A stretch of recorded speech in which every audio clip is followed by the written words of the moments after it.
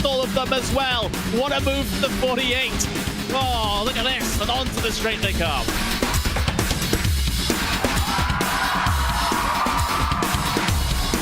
Brilliant move there from the number 40 to make it through. That left-hander sliding up the inside, going up now over Hawthorne Hill, down Pilgrim's Drop, and it's brilliant stuff here at Brands Hatch.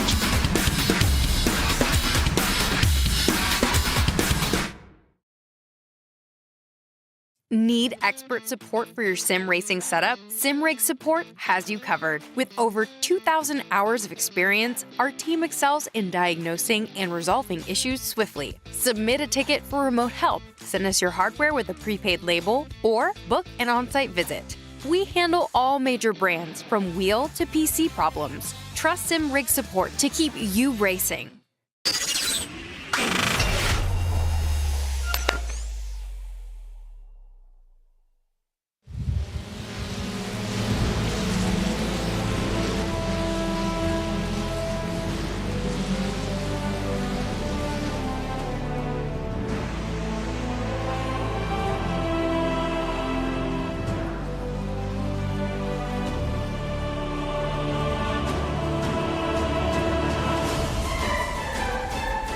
British F4 esports competition is back racing, and of course beginning with the Formula Fords. Hello everyone and welcome along to live coverage of this evening's racing as we venture to Cheshire and to one of the greatest racetracks in the British Isles. It is of course the Oulton Park circuit, running the Oulton Park International layout, and of course Lewis McGlade, Cameron Roger ready to bring you all of the action here today. Hugo Luis obviously bringing you the cameras. I mean, look, it's a fantastic track, it's a great one for racing. I was the host of a fair amount of drama, shall we say, 12 months ago. Absolutely. The less of that we say, the better. However, it is a crazy racetrack around here. So narrow, but so fast at the same time. And I can't wait to see the action that we're going to see around here. It's such a cool old school venue. And both cars, both the Formula Fords and the F4, should suit it quite well. Yeah, indeed. It is actually quite raceable in these cars. There's plenty of overtaking opportunities. Let's talk you through the format for tonight. Of course, in a little while's time, we'll be going into British F4 esports action, but starting with the Formula Fords and then, of course, into qualifying. They'll have 4 laps in a 10-minute session. It's a private session, so it's just them versus the circuit to see who's going to come out on top. 15 minutes then, we'll head into the first straight before we'll bring out the spinny wheel cam and see where the reverse grid's going to lie. That's always an exciting one, that second race, isn't it? Oh, it certainly is. And of course, how many positions get reversed is very critical for how the championship is going to look, with race 2 obviously being the exact same length. And of course, the championship leaders therefore need to come through a few different drivers. But it's been a great one so far. And I think those reverse grid races are going to be so crucial with the consistency factor for those going for the title. Let's talk about the calendar. Of course, next time we'll be heading to the longest circuit on the calendar, of course, to Silverstone Grand Prix, but focused here on the Oulton Park International Circuit. We've done Snetterton, done Zandvoort, and we've done Brands Indy. This is closer to a Brands Indy style circuit in the sense of it's a little bit narrow and it can be a little bit trickier to pass. That said, it's still, there's a lot more overtaking opportunities than Brands Indy. That is the oddity in that. Once we're done with this, we're obviously halfway through the season, which we're racing at in a week's time, and then we'll have a couple of weeks off before we return north of the border for Knock Hill, then Donington Park, and then Brands Hatch to round out what has been a quite exciting season thus far. Let's talk to you about championship points. Now, a little bit to talk about in all of this. Mark Fletcher is the driver at the head of the points on 185 points. Actually received a penalty last round that cost him a few points as well in the second race. Sam Sanders in second position with Hans Jakob Sivertsen Molat there in third. Lewis Werrell is the one to talk about in all that. Fourth position in the championship, Cam. 40 points off the Champions League, but most importantly was not present at Snetterton, meaning that will be the round that he'll take a drop score, which they have available throughout the season. They can take one drop score round throughout the entirety of the season. So Lewis Werrell has basically used that in non-attendance.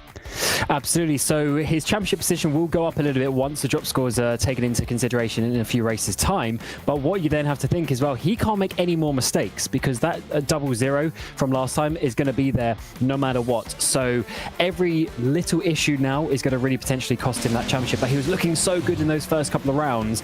I think he's going to be able to continue that on. But as we see, huge slide there from Joyner as we work our way through the island bed and out onto this very fun circuit. Yeah, honestly, absolutely adore the circuit. Both having driven it a fair few times in my sim racing career, it's definitely one of the ones that's listed up there as one of my favourites. It's a proper driver's circuit, but from having been here, quite a few times over the last 3 years, it is an excellent circuit as a spectator. Like I say, you really get a feel for the speed round here, especially coming down into the likes of Cascades, even at Old Hall. The run up at the top of the hill at Druids as well. It's a fantastic circuit, obviously in what we'll see in the Formula 4s, but plenty fast enough in the Formula 4s as well. And one thing to note around here, Cam, is that there is a high level of risk, both with the tyre barriers that are there, but also with track limits, because I will say on all of the circuits in iRacing, this has probably one of the most egregious 1Xs for an off-track I've ever seen, which is at turn 2. It's just, you run 2 wheels off, woohoo, gone. Absolutely, that is going to be a big factor, especially when we come to the qualifying session as well, for getting your laps counting on the board.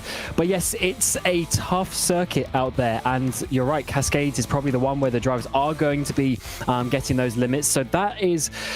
it really opens up the door to those who are able to just nail the lap, put the car on the right point, and then get that lap in. So I think it's one of those circuits where the more technical driver who has the ability to keep control of the car a little bit more, maybe pushing them towards the pole position. However, with this car, as you know, Lewis, the rear slides around a lot. It's so difficult to just have the correct amount of slide to then not go too wide. Yeah, indeed. And like I say, there's a lot of places where you can run out too wide. I mean, like I say, the run through the exit of Cascades, that's an easy 1X, like very easy. Around here, at this point, Island Bend, less so. If you're dipping 2 wheels off in the grass there, I am sorry, but your car will no longer be a part of the race. Like, you're just getting straight into the barrier. Out of this, obviously, you've got a couple of chicanes, then you've got the likes of Knickerbrook, and then you go up the hill into what is more commonly, you know, the well-known parts of Oulton Park, where you're going through the likes of Druids and up towards Lodge. You can still get some off tracks around there. Yes, you certainly can. And those, actually one thing that we'll see potentially with the F4s more so than these Formula 4s to start with, is when you're right behind a car and you're going to see cars, you know, bumper to bumper, though we don't have them on this car, but they're going to be pushing each other around this. And when you have that car in front of you blocking your lines, your apexes, it is a lot easier to slide wide, especially in the dirty air when we get to the F4s as well. It's a tough one out there, and I think it's going to be very difficult for these guys to put in a clean show. And for the likes of Mollett, look at that as he has his webcam facing forward.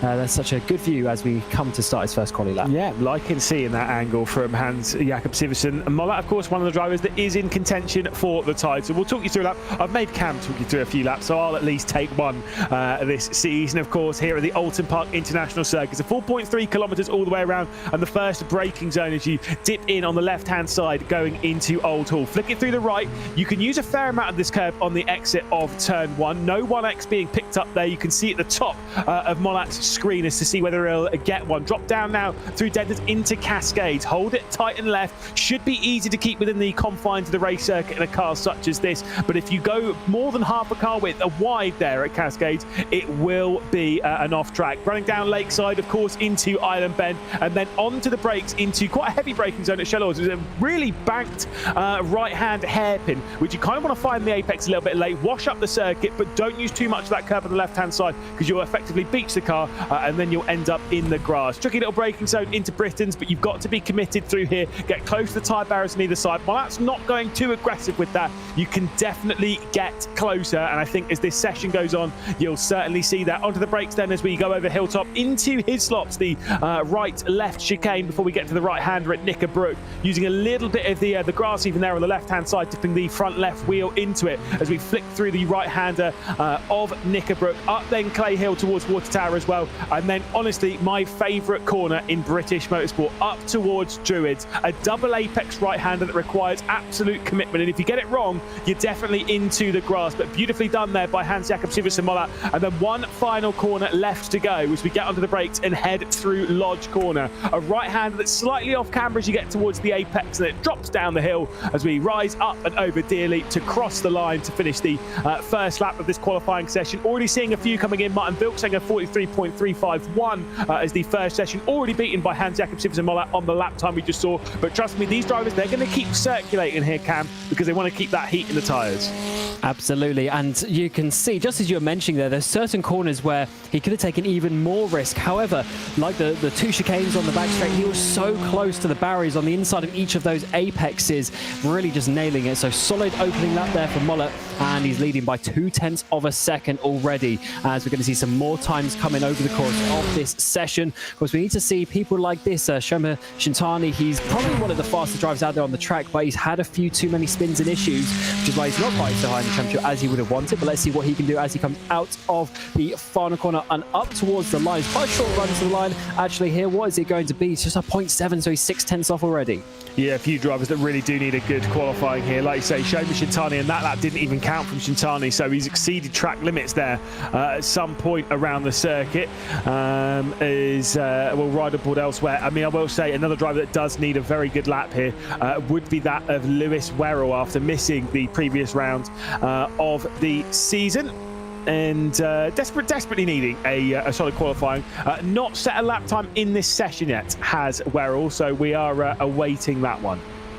Absolutely, as we're seeing Sondra Mollett on screen. Of course, one of the drivers who has had a difficult opening couple of rounds of the season, shown some pace, but simply just got into too many incidents so far. Let's see what he can do in these 666 machines. He works his way through. It's really flowing track, actually. It's quite narrow, but you can still keep the flow going and up towards the water tower. Keep it to that left-hand side, and it's all about just placing the car as Sam Sanders goes up towards the top of the time. He's, of course, double podium last time out. He's coming strong in this second half of the championship. Yeah, indeed. Like I said, seen some good results out of Sam, including a few podiums. Crofton Woodhatch, then another driver, definitely needs a good qualifying here. You spoke a little bit before we went live about Crofton Woodhatch. Had some great speed this season. Got the results to back it up. 43.0. We are expecting the pole time to come in the 42s. To be perfectly honest, I'm expecting somewhere in the low 42s. So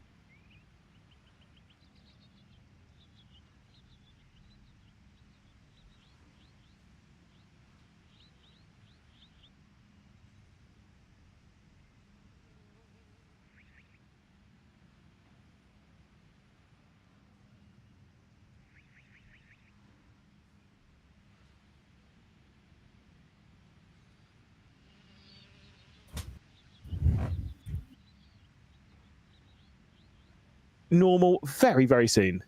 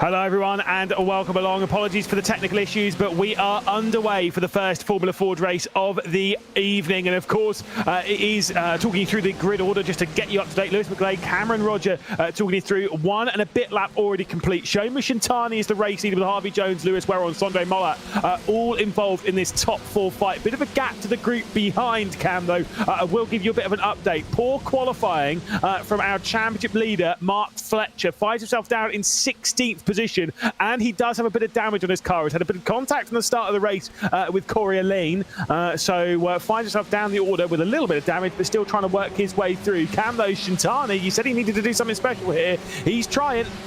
Oh, he certainly does, because he has the speed in this championship. He just needs to get the results on the board to have a proper run at it over the course of the rest of the season. And this is looking very nicely indeed. Leading is a 4-car train at the front as well, so there isn't a crazy amount of cars. And they're already dropping the 4th place driver, Sondre Mollett, a little bit. So this is working out pretty well. Of course, Harvey Jones, who was very fast back at Snetterton last week.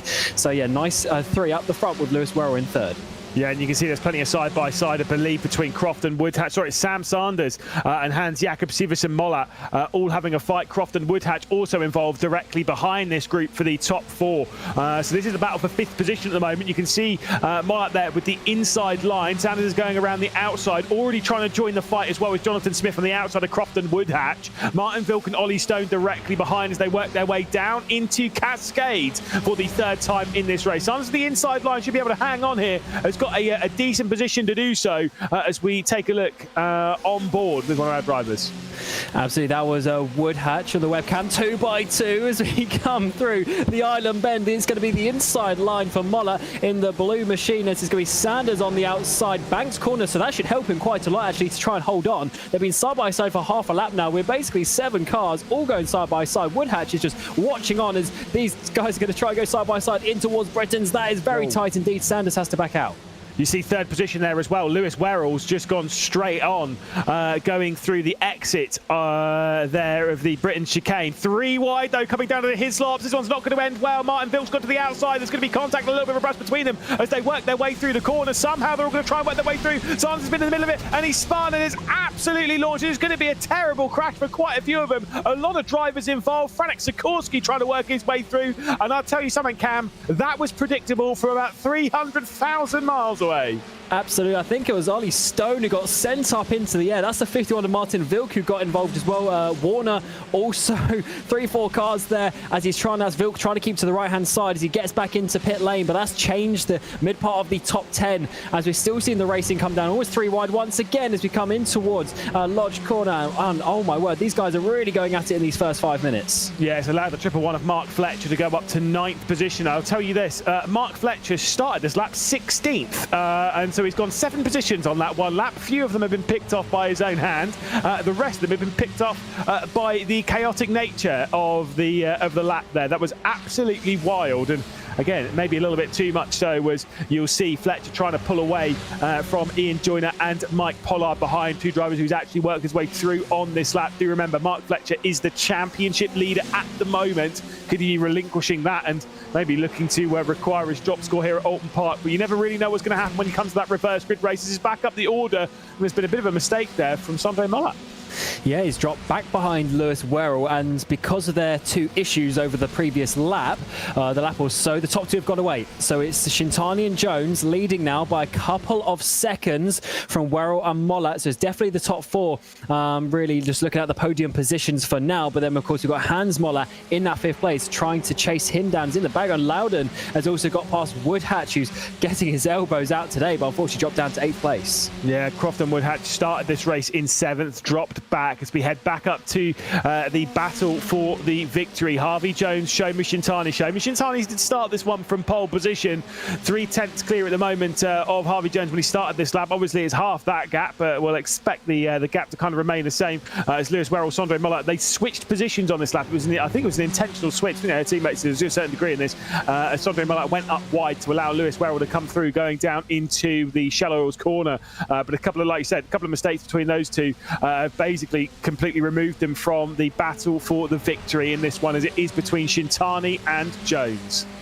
As we still have 3 drivers in the pit lane of Vilk, Warren and Sikorsky from that crash a couple of laps ago. As Ollie Stone's come in to join the list of drivers. He was the one flipped up into the air as well.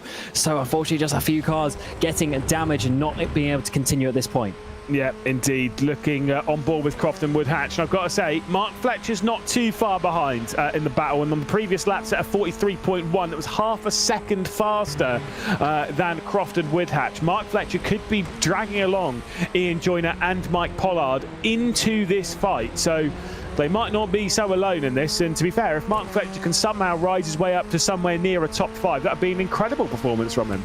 And it would guarantee the reverse grid positions as well, because remember, we have the spinny wheel at the end of this. Top P5 to 10 will be reversed at random. So yeah, if you can get yourself to P5, you're guaranteed to be inside that and not miss out by just one place. And those extra starting positions could be so crucial when we get into race number 2, and especially seeing how it was at the start of this race, the top lot getting away. Maybe that is what we're going to see before we come back to the front. The 27 of Shintani still leads, but Jones not making any moves just yet. I think he's being patient like he did at Snetterton. Yeah, and if you are wondering, by the way, where the British F4 Esports Championship is, again, it will be up after the Formula Ford. And if you're also wondering, do I really care about this Formula Ford stuff? I mean, for one, yes, because it's hilarious banter. But also for two, do remember who the championship leader is for the British F4 Esports Championship at the moment. It is one Mr. Henry Moore, who, of course, won this championship 12 months ago. So there's some pretty good form. If you win this championship, you'll be in a pretty solid position heading into the British F4 Esports Championship next year. So, you know, there's a bit of weight to it. Oh, absolutely. And it's just an incredibly fun championship as well with these drivers. It's a cool car. The fact it's got the no wings, but it's still plenty fast enough around a track like this. We're doing sort of 1:42s at this moment in time as we still see Shintani lead. And Shintani's one of those drivers who so far has been probably the most aggressive in the whole field. He's been able to make up those positions in the reverse grid race. And of course, if he wins this race, he'll be the most reversed driver for the next race, which sounds very exciting to me. Shintani's always been a little bit aggressive in this. Does have a decent I rating as well. I think it's about 7k. Shomi Shintani is a quality driver. We've seen him racing in quite a lot, especially from watching the higher level iRacing, esports type stuff. Obviously, in the F4s and stuff. Is a quality peddler behind the wheel. The problem is that aggression, which sometimes has come out a little bit too much. But like I say, there's never a boring race when Shomi Shintani's involved, and he definitely has the speed to win this one. But Harvey Jones will be desperate to say absolutely not, as he pilots his Alpha Esports car here, going down into Druids, flicks it into the double right hand and gets it nice and close to the first curve. I'm very curious as to how some of these lines are going to change aggressively when we get the Formula 4s out a little bit later on, because things like down in Druids, you can really take that slightly wider entry. Cam, try and explain us through this. Yeah, this is very difficult indeed. So that was Sanders, obviously trying to go through the middle, not working. He then, the black and red car, that was Ollie Stone getting pushed up into the air. Then we're going to see from Sikorsky, the black and orange car, I think it's Loudon in front of him, just not able to do anything. Huge secondary contact. Oh, his wheel's gone. That's why he's gone back into the pit lane, because that front right wheel is just not being connected at all. No reaction time at all. Yeah, I'd want to see it again from the middle of Sanders' point of view, because he's in the middle there, and realistically there's not a lot he could have done, because they already went 3 wide into the first apex, and there's just not enough room for that to continue. That is one of those ones where I look, because I mean you can see it from up above. I would not want to be in race control looking at this, because who gets the blame? Impossible. Exactly. Impossible, really, because when it was 3 wide, I don't know if I'd put the blame on anyone from what we've seen so far. And then the aftermath of that, I mean, just no one can react in time. When you have 3 cars spinning in front of you making a roadblock, then it's literally impossible. And that's what some people will call one of them racing deals. It's just, like I say, absolute chaos in there in the mid-pack. Although I will say, whichever driver made it 3 wide going down into his lops, probably not looking so ideal now, because it's just not a good idea to try and push the limit going in there. I think it might have been Martin Vilk as well, who was on the outside, furthest outside going into his lops. Yeah, maybe, I guess the issue is they were already 3 wide halfway down the straight. And at that point, no one's lifted off on the straight line. so that's very tight indeed. There's all this contact there. Joyner on the inside, narrowly avoided by Pollard, and that was Fletcher, your championship leader, just putting a little bit of a squeeze on the 8 machine. Yeah, but to be fair, it's whether there was actually a squeeze or whether it was absolutely fine. I mean, you can give a car it to the inside. There's also quite a lot of curb on the right-hand side, and in these cars that run quite low, if they clip that curb quite hard, it can pitch you out. It's quite an aggressive curb, very serrated on the inside of the final corner. I mean, let's take a look once more. So you've got Joyner making the move to the inside, not a dive bomb, so that's also to be noted in this. Sends it in. Nah, I think it's fine for Fletcher. I think it's just a bit weird on the contact. Yeah, definitely an awkward piece of contact as we're seeing some side-by-side battles here. This is Lewis Werrell. Of course, he's up into 3rd place at one point now. This is Mollett. Smith getting involved there as well. That could be important for Lewis. Yeah, I mean, Werrell's definitely been off at some point. Ignore the fact that Hans Jakob Siversen Mollett's car looks a bit broken. It's definitely not in this one, as Jonathan Smith is trying to look down at the inside here. Werrell has definitely been off this lap, so or to some degree. I'll investigate and get back to you. But either way, he's dropped right off the back of the Sondre Mollett battle. I wonder if he went wide at Island Bend, the very fast left-hander. If he did, that's a good save to still be in this position. There's almost a send down the inside there from Jonathan Smith, who is looking very feisty indeed to try and get that position. Huge defensive line there from the blue machine of Mollett coming in towards the final corner at Lodge, and Werrell is on the back foot now as we come into the final minutes. And actually, this will be the final lap of the race. Coming up, one more go around this circuit, and this is going to be a big defensive drive from Mollett if he wants to keep this 4th place. I'm going to correct myself. Actually, I've just looked back through Lewis Werrell's lap times. In fact, it is just lap time that's caused me not actually been off the road. I thought he was much closer to Sondre Mollett, but Sondre Mollett's just been able to pull away. Just a few struggles on lap time from Lewis Werrell, and that's what's dropped him back into the clutches of Hans Jakob Siversen Mollett and Jonathan Smith, Brandon Loudon, and Crofton Woodhatch as well. That is an interesting one, but I do remember from a previous race he said he hadn't done loads of practice, so I wonder if it's a similar situation to here. We know Mollett, I think it was at the previous race, that he did like 400 laps practice when we had Werrell in an interview booth. I'm pretty sure he said he did about 30, so definitely a big difference in the amount of time that they put in, but the speed on the track is very similar at this moment in time. They've dropped Jonathan Smith on this lap as well, as we have half a lap remaining. Shows the talent level of a driver like Lewis Werrell, who's such a young up-and-comer in the world of sim racing. So very curious to see whether he's going to be able to work his way past and back inside the 4th position, or whether he'll just be smart and take the points. What do you do, Cam? Take the points in this situation, I would say, especially with the opportunities being diminished as we get into the final lap. And is Harvey Jones going to have one of those sends into Lodge? I think every single day of the week, take the points. You're outscoring Mark Fletcher. He's behind the extra couple of points for getting past Hans Jakob Siversen Mollett. It doesn't really matter that much. Take the points straight to the bank. Heading down then the final stretch. Can Harvey Jones work a way past on Shoma Shintani, or will it be another victory for Shintani this season? He works his way through the final corner, down and then up through Deer Leap. Shoma Shintani could be taking a victory here. It's going to be very tight across the line. Hundreds between the pair of them as he drags it straight out towards the barrier. Harvey Jones nearly was able to sneak it away through on the inside, but doesn't do so. Shoma Shintani wins then. Harvey Jones in 2nd spot. Sondre Mollett will take 3rd position as we head back down to Ian Joyner on the back of Benjamin Smith in the battle for 11th position. Hans Jakob Siversen Mollett and Lewis Werrell inside the top 5. The important note in that is championship leader Mark Fletcher down in just 9th position. Yeah, tough day in the office for the 111, but that all came from a tough qualifying and then going even further back during that first lap. The 27 though, Shintani, just absolute perfection up towards the front, and that is what he needed to get those 45 points for the race win. So really, really important for him. And I guess with how the drop rounds are going to look over the course of the season, Fletcher might be adding that one to his card. Yeah, indeed. And for Shintani, who was... he's had some average results at points. He's had some excellent results at points. I mean, you said this was kind of a must-win race for him, and I mean, well-timed. Absolutely, and no better time after a difficult round here and there to, of course, come out with a victory, to just bounce back straight away, get the momentum going. And here's the spinny wheel for the reverse grid. Yes, indeed. Again, the numbers between 5 and 10. For the drivers, that will be decided as to who's going to be starting on the reverse grid. It could be 10 here, Cam. It's going to be 10. Maximum reverse grid. Sorry, Show Shintani. So that put Mark Fletcher onto the front row of the grid. We'll take a look at the provisional results from the race, of course.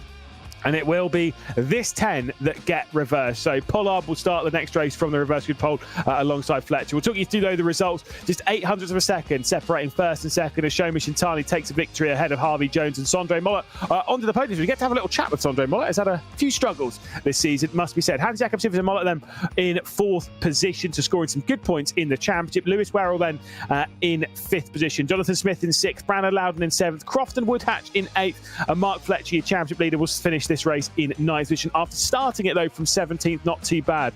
Of course, then we've got Mikey Pollard, Ben Smith in 11th position with Ian Joyner. Corey Lane having a couple of struggles and a bit of contact with Fletcher on the very first lap, with Connor Scudau finishing on the lead lap. Sam Sanders, after a couple of issues, finishes a couple of laps down, which is a big shame for him. Ollie Stone finishing a few laps down. Then, of course, the retirements for Martin Vilk, Frank Sikorsky, Mark Warner and Ryan Elliott did not even start this race. I think we'll jump straight into the interview booth, and I think we'll drag straight up with our race winner, Shoma Shintani, back into the interview booth, back as a race winner as well. So superb performance, great race from you, solid qualifying as well to grab the pole. Excellent driving. Yeah, thank you so much.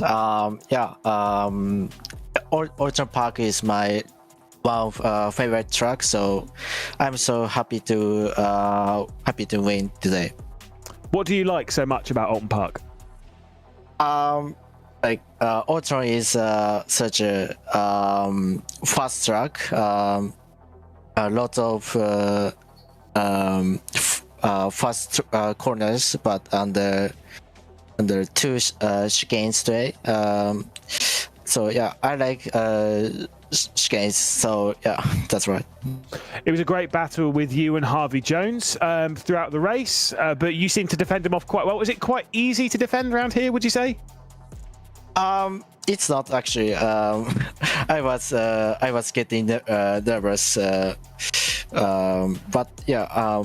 But still, I enjoyed it. I have some very bad news for you, unfortunately. The reverse grid number has been pulled, and the number is 10. It is the largest number possible. How do you feel about that? What do you feel your chances are for race 2 to come through and get a decent result? It's not easy challenge for me, but I think I have a good pace today, so let's see. Shoma, thank you so much. Great victory. Big congratulations from us here in the booth.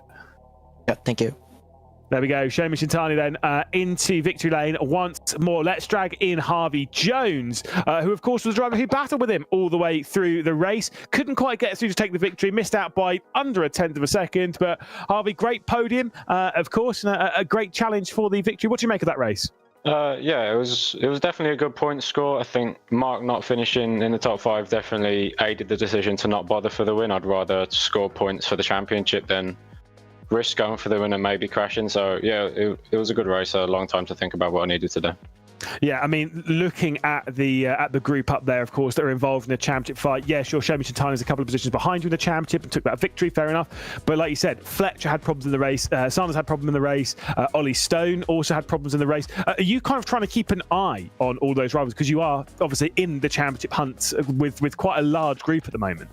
Yeah, I think what they're doing definitely dictates the race that I needed to drive. I think I had a long time to think about it when we pushed the gap away. I think I had a thought to myself, well, is it really worth it now? I mean, I'd rather score more points than them and see what race 2 has than risk throwing all my points away and just getting one win.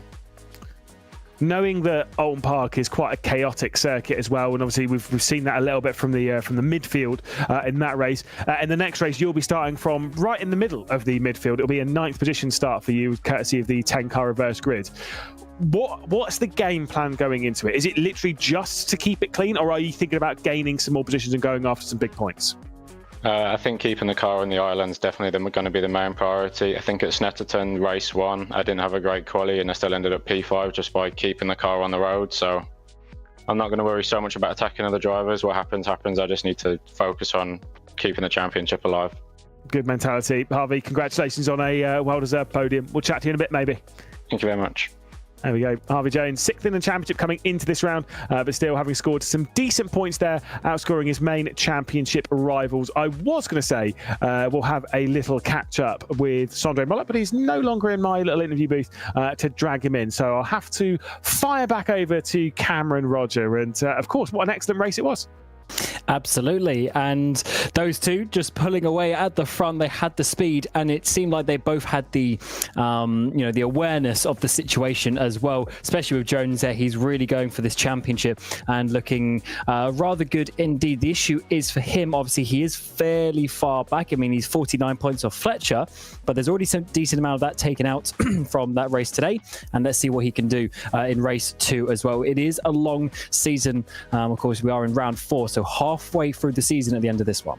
Yeah, which is crazy to think that we've done 7 races so far, 7 of the 16 races on the hunt for the crown in the Formula Fords and of course the British F4 Esports Championship, which, do you remember, the British F4 Esports Championship will be coming up in a few moments time. It'll be after the second race. We'll be getting ourselves ready for that, which again, let's have a little thought as to that, a little bit of thought towards the future. I mean, that's going to be absolutely incredible. We are missing a couple of large drivers though. Matt Caruana, of course, is away because he's representing the United Kingdom in the FIA Motorsport Games. That's fantastic, isn't it, at the weekend? Oh yeah, what an opportunity that is. A couple of drivers, of course, going there from this championship, which is great to see that such high-level drivers, first of all, are coming into the championship. Obviously, a shame that they miss out on this round, but can't avoid conflicts everywhere. And yeah, what an opportunity for those guys, of course.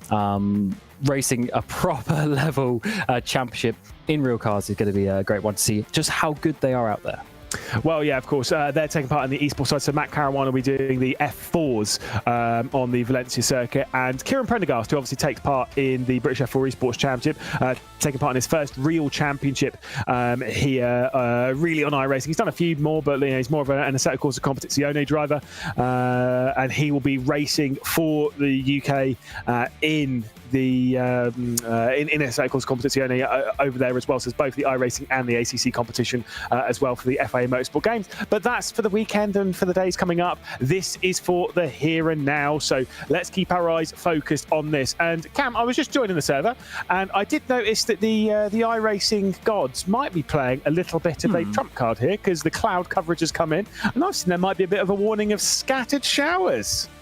That can certainly change things. Not only the reverse grid race, but maybe a switch up of the conditions as well. And yeah, there is a bit of spray out there behind those wheels. It looks like. So I think it was a lockup, was it? Oh no, it's spray. It's spray. You're right. I'm blind. Yeah, it's definitely. It's not completely wet on the track, but it's definitely a little bit of sprinkles out there. And of course, we do have a few minutes of practice for them to get used to that. But still, it's a very quick change of events from what we had in qualifying and race 1, and all of a sudden we've got the reverse grid for the top 10, and now we got to try and go racing once more, and we already saw some carnage in the dry, let alone what we're going to see in the wet. It's all right, Cam. It's still perfect golf weather. That's the important bit. That is the important bit. Any weather is golf weather. Well, I don't know, mate. I got kicked off a course because of the weather down your old neck of the woods. Anyway, obviously it's Honeybridge. That's fine. We're not going to talk about that. We'll keep focused on the job at hand. Definitely a little bit of rain in the air. It is classifying it as overcast, but it's certainly not dry out there. You can see the track temperature there dropping down to 18 degrees Celsius versus a 90 degrees ambient. I've had a little look in game, and the rain is supposed to increase at least at 2:15 local time. I'll update you as to what time it is when we go into the race. It should be 42% precipitation. Whatever that means. I mean, this is a tough one as well, because of course you're not really going to expect any sort of pit stops or anything like that. There's no point. Yes, and then of course, starting the race is quite a big decision. So could be an interesting one of how the points are laid out after this one, because I mean we're already expecting things to change quite rapidly around here. But you make one wrong call regarding tyres, or just with your aggression levels for the grip that's out on the track, and then that could be quite a big factor for this car. Indeed, actually, the 111 of Mark Fletcher already struggled, lost points to his certain rivals in race 1, needs to have a solid race here. Yeah, just to clarify as to what Cam was talking about there, with no pit stops, not expecting pit stops. Do remember that these Formula Fords, if you aren't aware, they really don't require pit stops in the wet weather conditions. So they're running on Grooves tyres, so there's just no need for it in these scenarios. So we're not expecting them to come into the pit lane. They will be staying out there and running their way around and hoping for the best. Look, rain added a bit of spice back in Snetterton. We are expecting the same here. Oh, we certainly are. And I guess it depends how wet it gets out there. It doesn't look too crazy just yet, but you never know how it's going to go at the good old British circuits. And I think with the fast-flowing nature, that's going to be so hard to keep the car planted should it get to that point. Although we did see that in Snetterton actually as well. There's a few fast corners around there, drivers making some mistakes. But I think the fact that they have these, 5-10 minutes to adapt to the conditions, they'll be able to get the feeling of that already going into race 2. But it's always different when you get cars side by side. Right now, they're on their own. They can work out the proper racing line, things like that. But when we get into a side-by-side conditions, especially on lap 1, lap 2,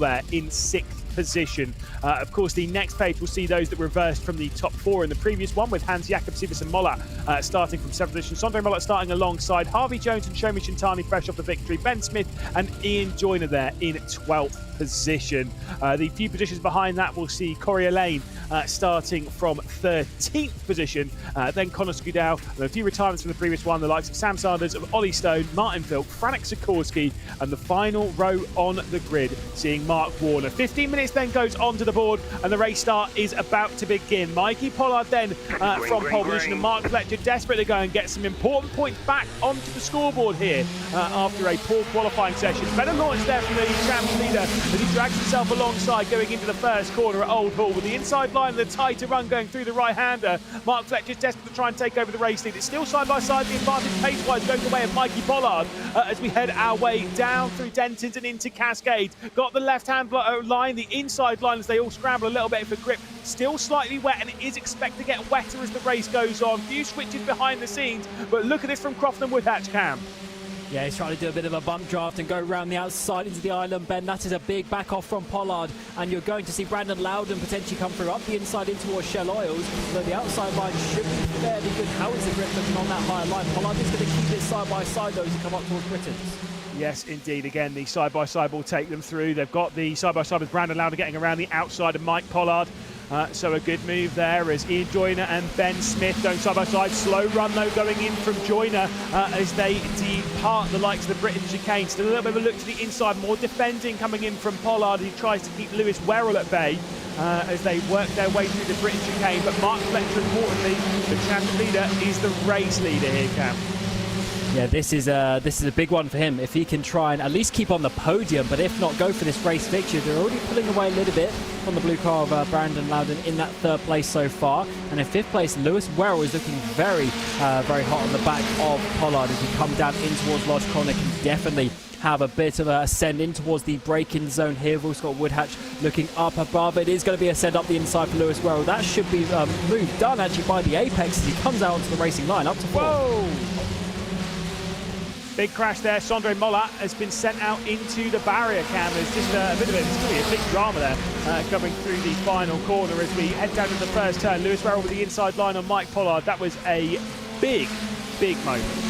And for Sondre Mollett, who we were just saying before the first race, in fact, that needs to try and get some results on the board. P3 last time was certainly one of those, but not this time around. He's gone back to pit road, and to be honest, he's probably not going to come out again. As we're going to see Pollard get a run, a massive run on Werrell around the outside, similar to what we saw in the previous lap, just the opposite way around, and Werrell's sliding a little bit wide, but is holding on to that 4th position. We are losing the front 3 though, who are starting to blow away. In the background, Shintani gets past Jones up into Shell Oils. Yeah, of course, the battle for the victory in the previous one between Shomi Shintani and Harvey Jones. They've already picked up a couple who have had issues at the start of this race. Running their way through then the chicane, it is Fletcher leading from Crofton Woodhatch from Brandon Loudon. 1.5 laps complete in this race. Still 12 minutes left to go as we get our way onto the brakes heading into his lots. And Crofton Woodhatch, I mean, he'll be hungry for a victory after what has been a very up and down, more down unfortunately, season as Hans Jakob Siversen Mollett has had problems, so problems for both the Molletts. And there's another driver as well, quick enough to win a race, but he's got tangled up with something. He's dropped all the way down. He's basically going to be almost last. Only Ollie Stone doesn't get past him. This has not been a good day for Stone. He is driving, but he's effectively last in this race. Oh no, he's got past Mollett as he tries to get back up to speed. And we continue on with the top 3. This is going to be a bit of a run there for Woodhatch, as that's too wide for Fletcher through Lodge. Even Loudon's going to get through. 2 places lost there for Fletcher. Yeah, not good, unfortunately, for Mark Fletcher, but it's not a huge drama. Still sits there in 3rd position. He's being caught, though, by Lewis Werrell. So Werrell's rejoining this fight after a solid performance in the previous race. Maybe a couple of issues for speed, though, and I do wonder if maybe Werrell was a little bit out of position when it comes to tyres. Maybe it overheated him or something to a certain degree. Looking at the weather, it is supposed to rain very, very lightly, but that is all. We're not expecting any heavy rain throughout this, so the track is dry. It is dry at the moment, so there's no major worries on that side. Just to keep you updated with the weather, we were concerned there with where things were in practice. yeah, looks like it's going to be effectively a dry race with how it's going to work out. So that is good for the drivers who can push as fast as they can. So we've split up into 2 sets of 4 at the front. And Lewis Werrell is trying to get on the podium. He's now making Mark Fletcher do a defensive line down towards his stops. So 2 by 2 in the background. Shintani trying to make some moves. And also Jonathan Smith going side by side with Pollard. Pollard's got to have that outside line, which will turn to the inside at Knickerbrook. But Shintani's looking feisty behind him. Yeah, same with Harvey Jones, but Jones was saying in the interview that he's, maybe playing the long game a little bit here, playing it cool, playing it calm, playing it collected. And right now, if there was something that I learned as a commentator last year, watching Henry Moore and Dannemore throughout the race, all the racing seasons, especially the reversible races, Henry Moore and to be fair, Dan as well, they were both pretty strong at the idea of not rushing it, not pushing, let the race come to you. And that's what you might need to do here, is Shomi Shintani, not the driver, to do that at all, as he looks to the inside on Jonathan Smith there at the final corner. It might allow Harvey Jones to come through here down into Old Hall. Outside line for Jones, inside line for Shintani. They're going to go side by side the exit. I thought they were going to push each other wide, but no, Shintani left the space, and actually that means Harvey Jones is going to get that move up the inside. We're side by side a bit further up as well as Woodhatch and Loudon go for the race lead. Mark Fletcher's trying to get involved and repay the bum draft that we saw just a couple of laps ago, and even Lewis Werrell to the outside. Who's going to lead as we come down in towards Shellos? The inside will be for Brandon Loudon, but Woodhatch will have the banked corner. He breaks a bit early, so Loudon takes the lead. Yeah, indeed, bit of contact there as Crofton Woodhatch is sent up, and then Mark Fletcher's going to come straight through on the inside. So Crofton Woodhatch dropped back to 3rd position, side by side for the race leaders. Brandon Loudon's got the inside line. Mark Fletcher's going around the outside for the inside for the next part of the corner. In the white and blue car on the left-hand side, you've got the 111 then works its way through into the race lead. Brandon Loudon might be going from 1st to 4th. There is a 3 wide on the run over Hilltop, down into Hislop. Brandon Loudon backs out of it and settles to 4th position, side by side between Werrell and Crofton Woodhatch. As Woodhatch has got the inside line as they head their way through Knickerbrook and now back up the hill. Still the side-by-side continues as Brandon Loudon's chucking himself back into it. Fantastic racing.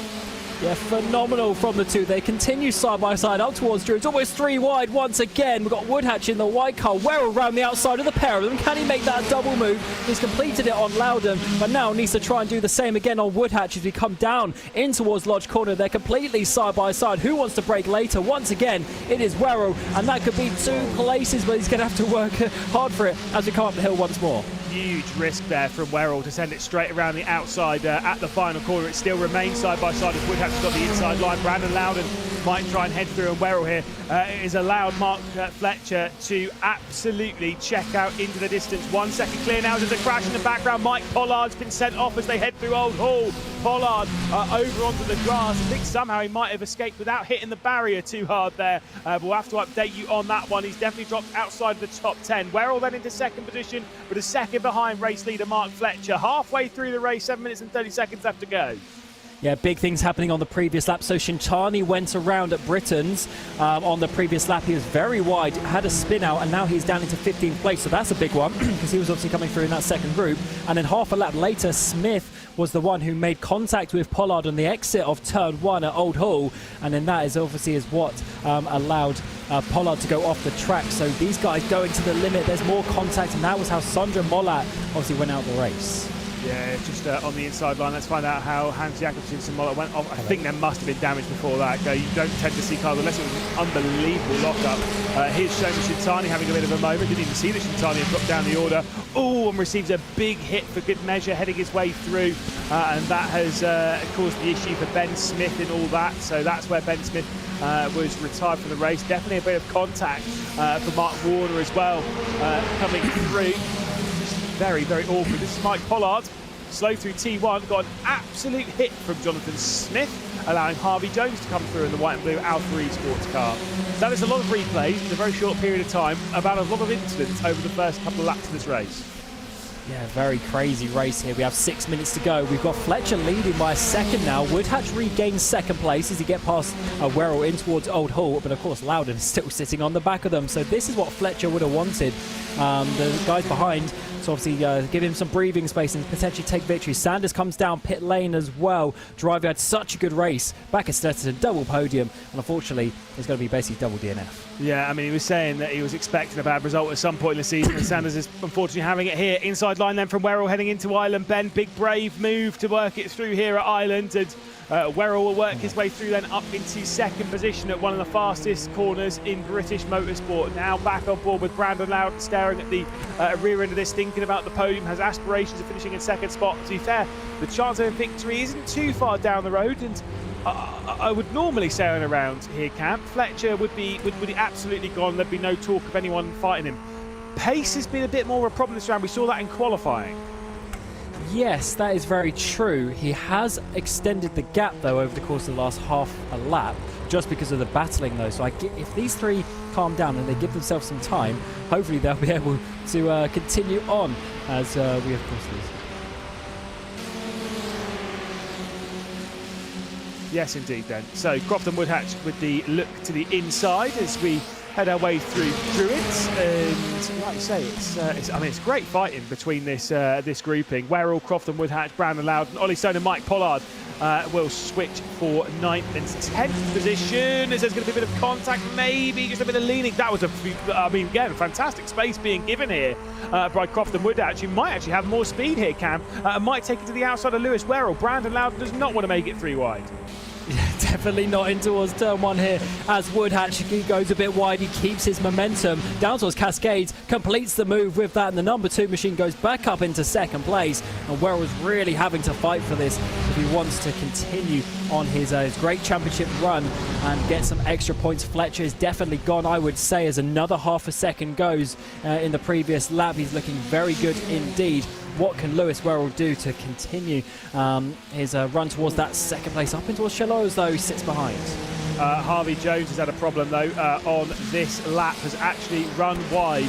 I did think that Jonathan Smith looked suspiciously alone in 5th position, and that is because Harvey Jones went off going down the Cascades, went through the right-hander as they went through Denton, the right-hand kink before you get into the braking zone of Cascades, and clipped the grass a little bit on the right-hand side in the braking zone of Cascades. A little bit too tight running through there, and it's cost him quite a few positions. So he now runs down in 8th position behind Ian Joyner. So big shame for one of the drivers who did so well in the previous race. He'll probably be putting his head in his hands, especially considering where his champion drivers are. The likes of Lewis Werrell, the likes of Mark Fletcher. They're all up there in contention for podium for the race victory and such.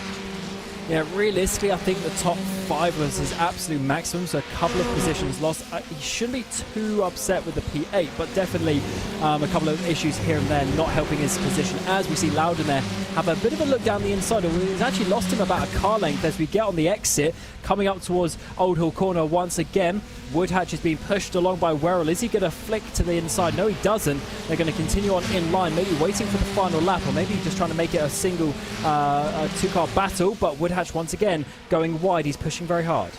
Yeah, indeed. Again, it's a brilliant trio of battlers with a couple of laps left to go here at the Oulton Park International Circuit. Again, after this, we'll be going straight into the British Formula 4 Esports Championship after we've interviewed the top 3 in this race. Who will be interviewing? Definitely Mark Fletcher at this point.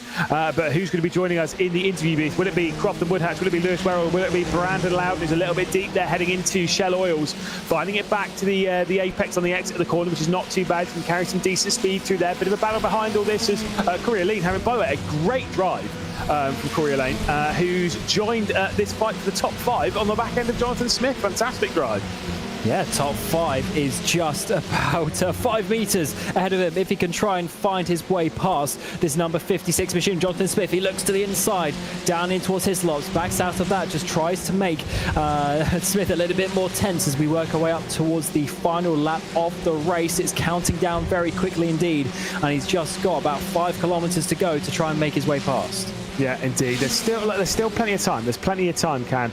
And that's the thing, is around here you've got plenty of corners. You can make moves into most of the corners around here. That said, I said there's plenty of time left to go in this race. There is just going to be a single lap after this. We head down into the final corner at Lodge. The inside is being taken by Lewis Werrell, who sends it in. Crofton Woodhatch to the outside line through what is realistically the final corner, holding that tight line as we head up the hill. Surely Brandon Loudon's going to make it 3 wide now.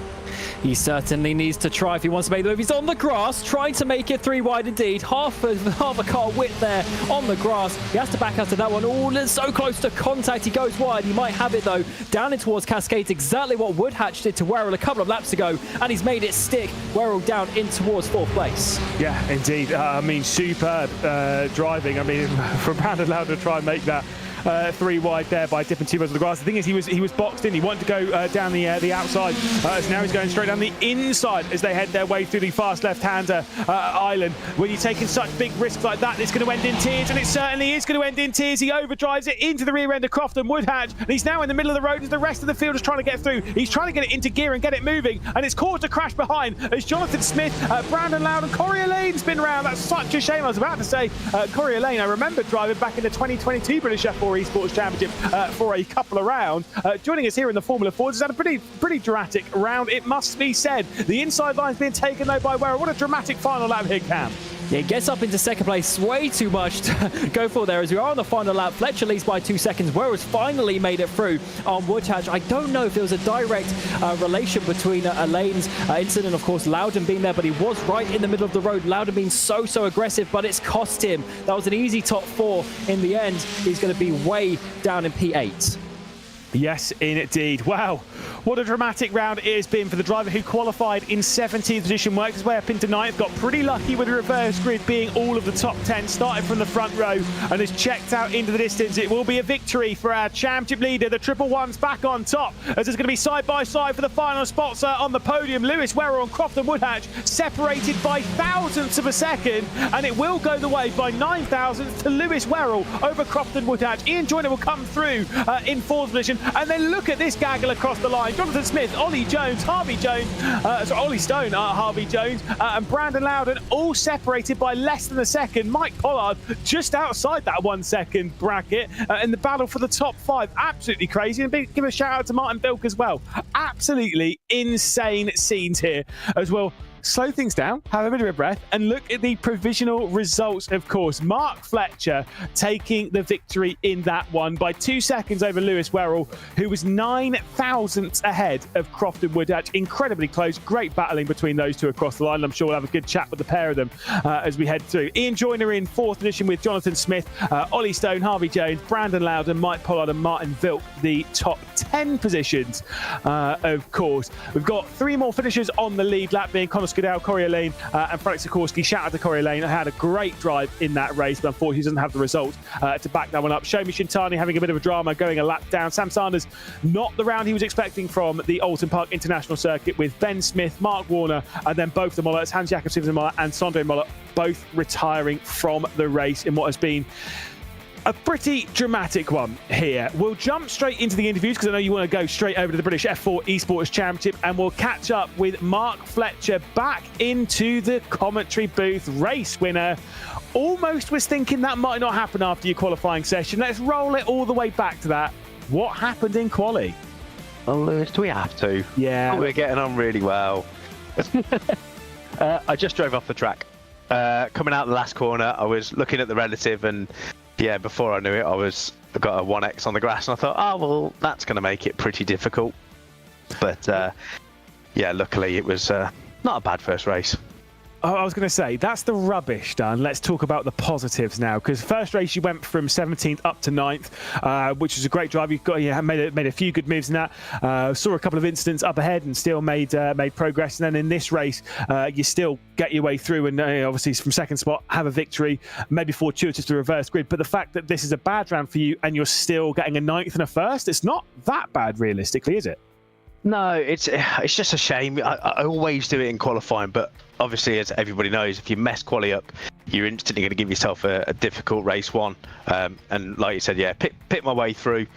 Important to get myself into that top 10 for that reverse grid. And yeah, luckily, I couldn't have asked for a better result, I'll be honest. And then, yeah, as always in race 2, it was proper close all the way through. It was great battling Crofton and Lewis and Brandon, but yeah, as soon as those two started battling, or 3, I was like, right, this is my choice now. I've got to go.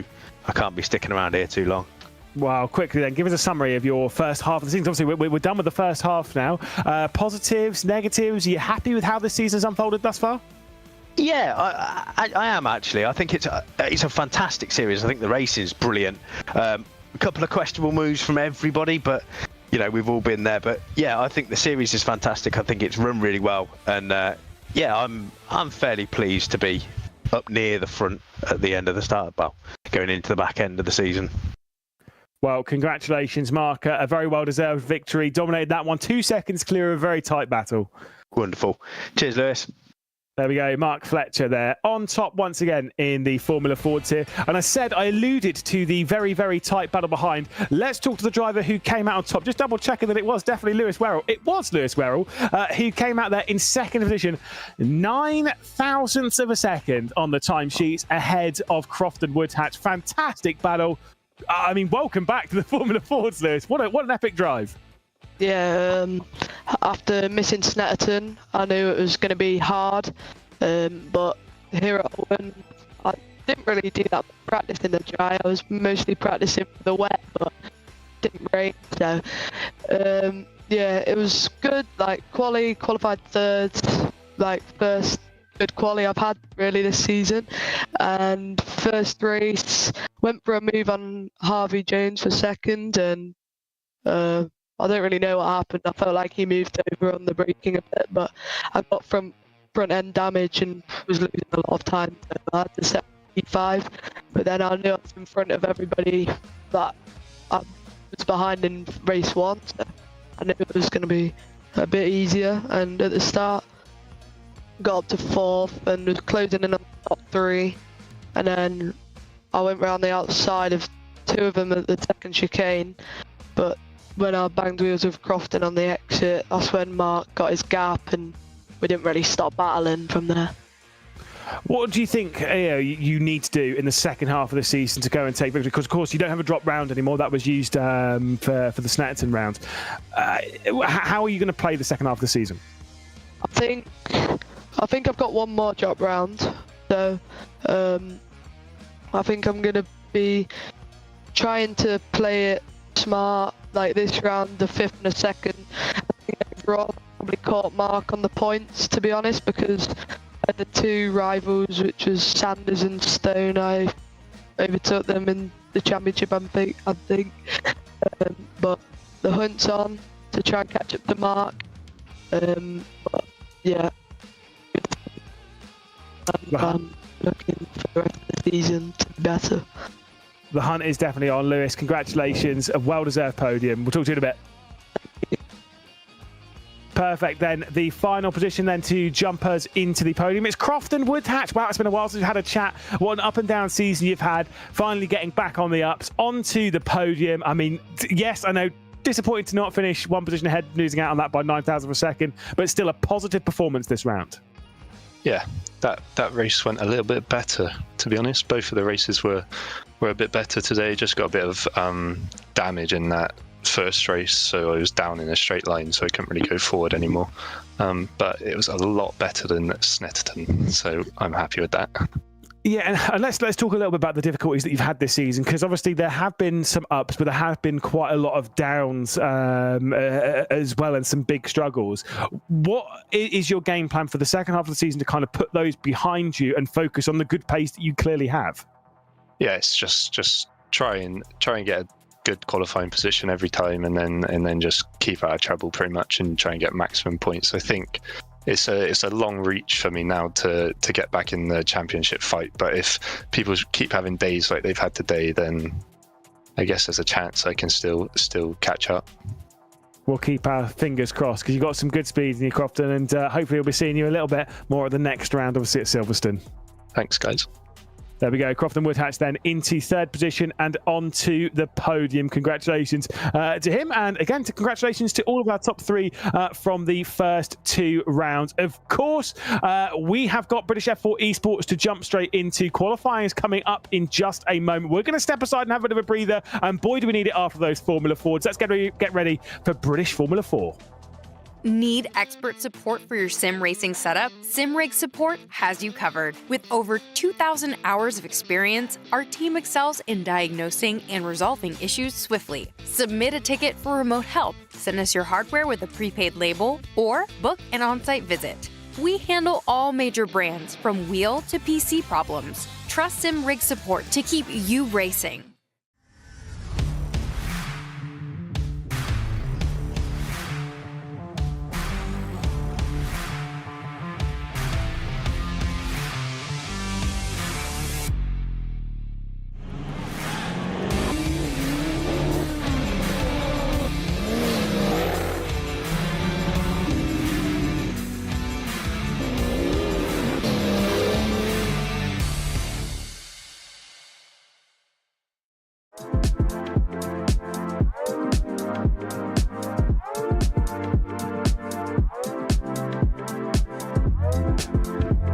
Olivia Hayward, driver for United Motorsports in the British F4 Esports Championship.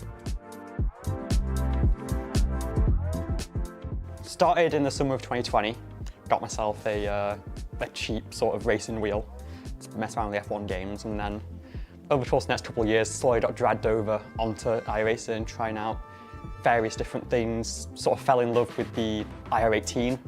So it's a bit of a strange step back to go into a sort of a lower power machine, but it's going to be really interesting to sort of test my my racecraft in sort of those really tight battles you get in this sort of car. I think it's not too bad, honestly. I think the main thing is going to be, do you really want to try and push every sort of curb that you can? But as I say, in that car, you've got to be a little bit more gentle to try and keep the sort of floor and the stability there, and also hold the tyres. So it's going to be much more flat out, but I think I'm pretty well prepared for it.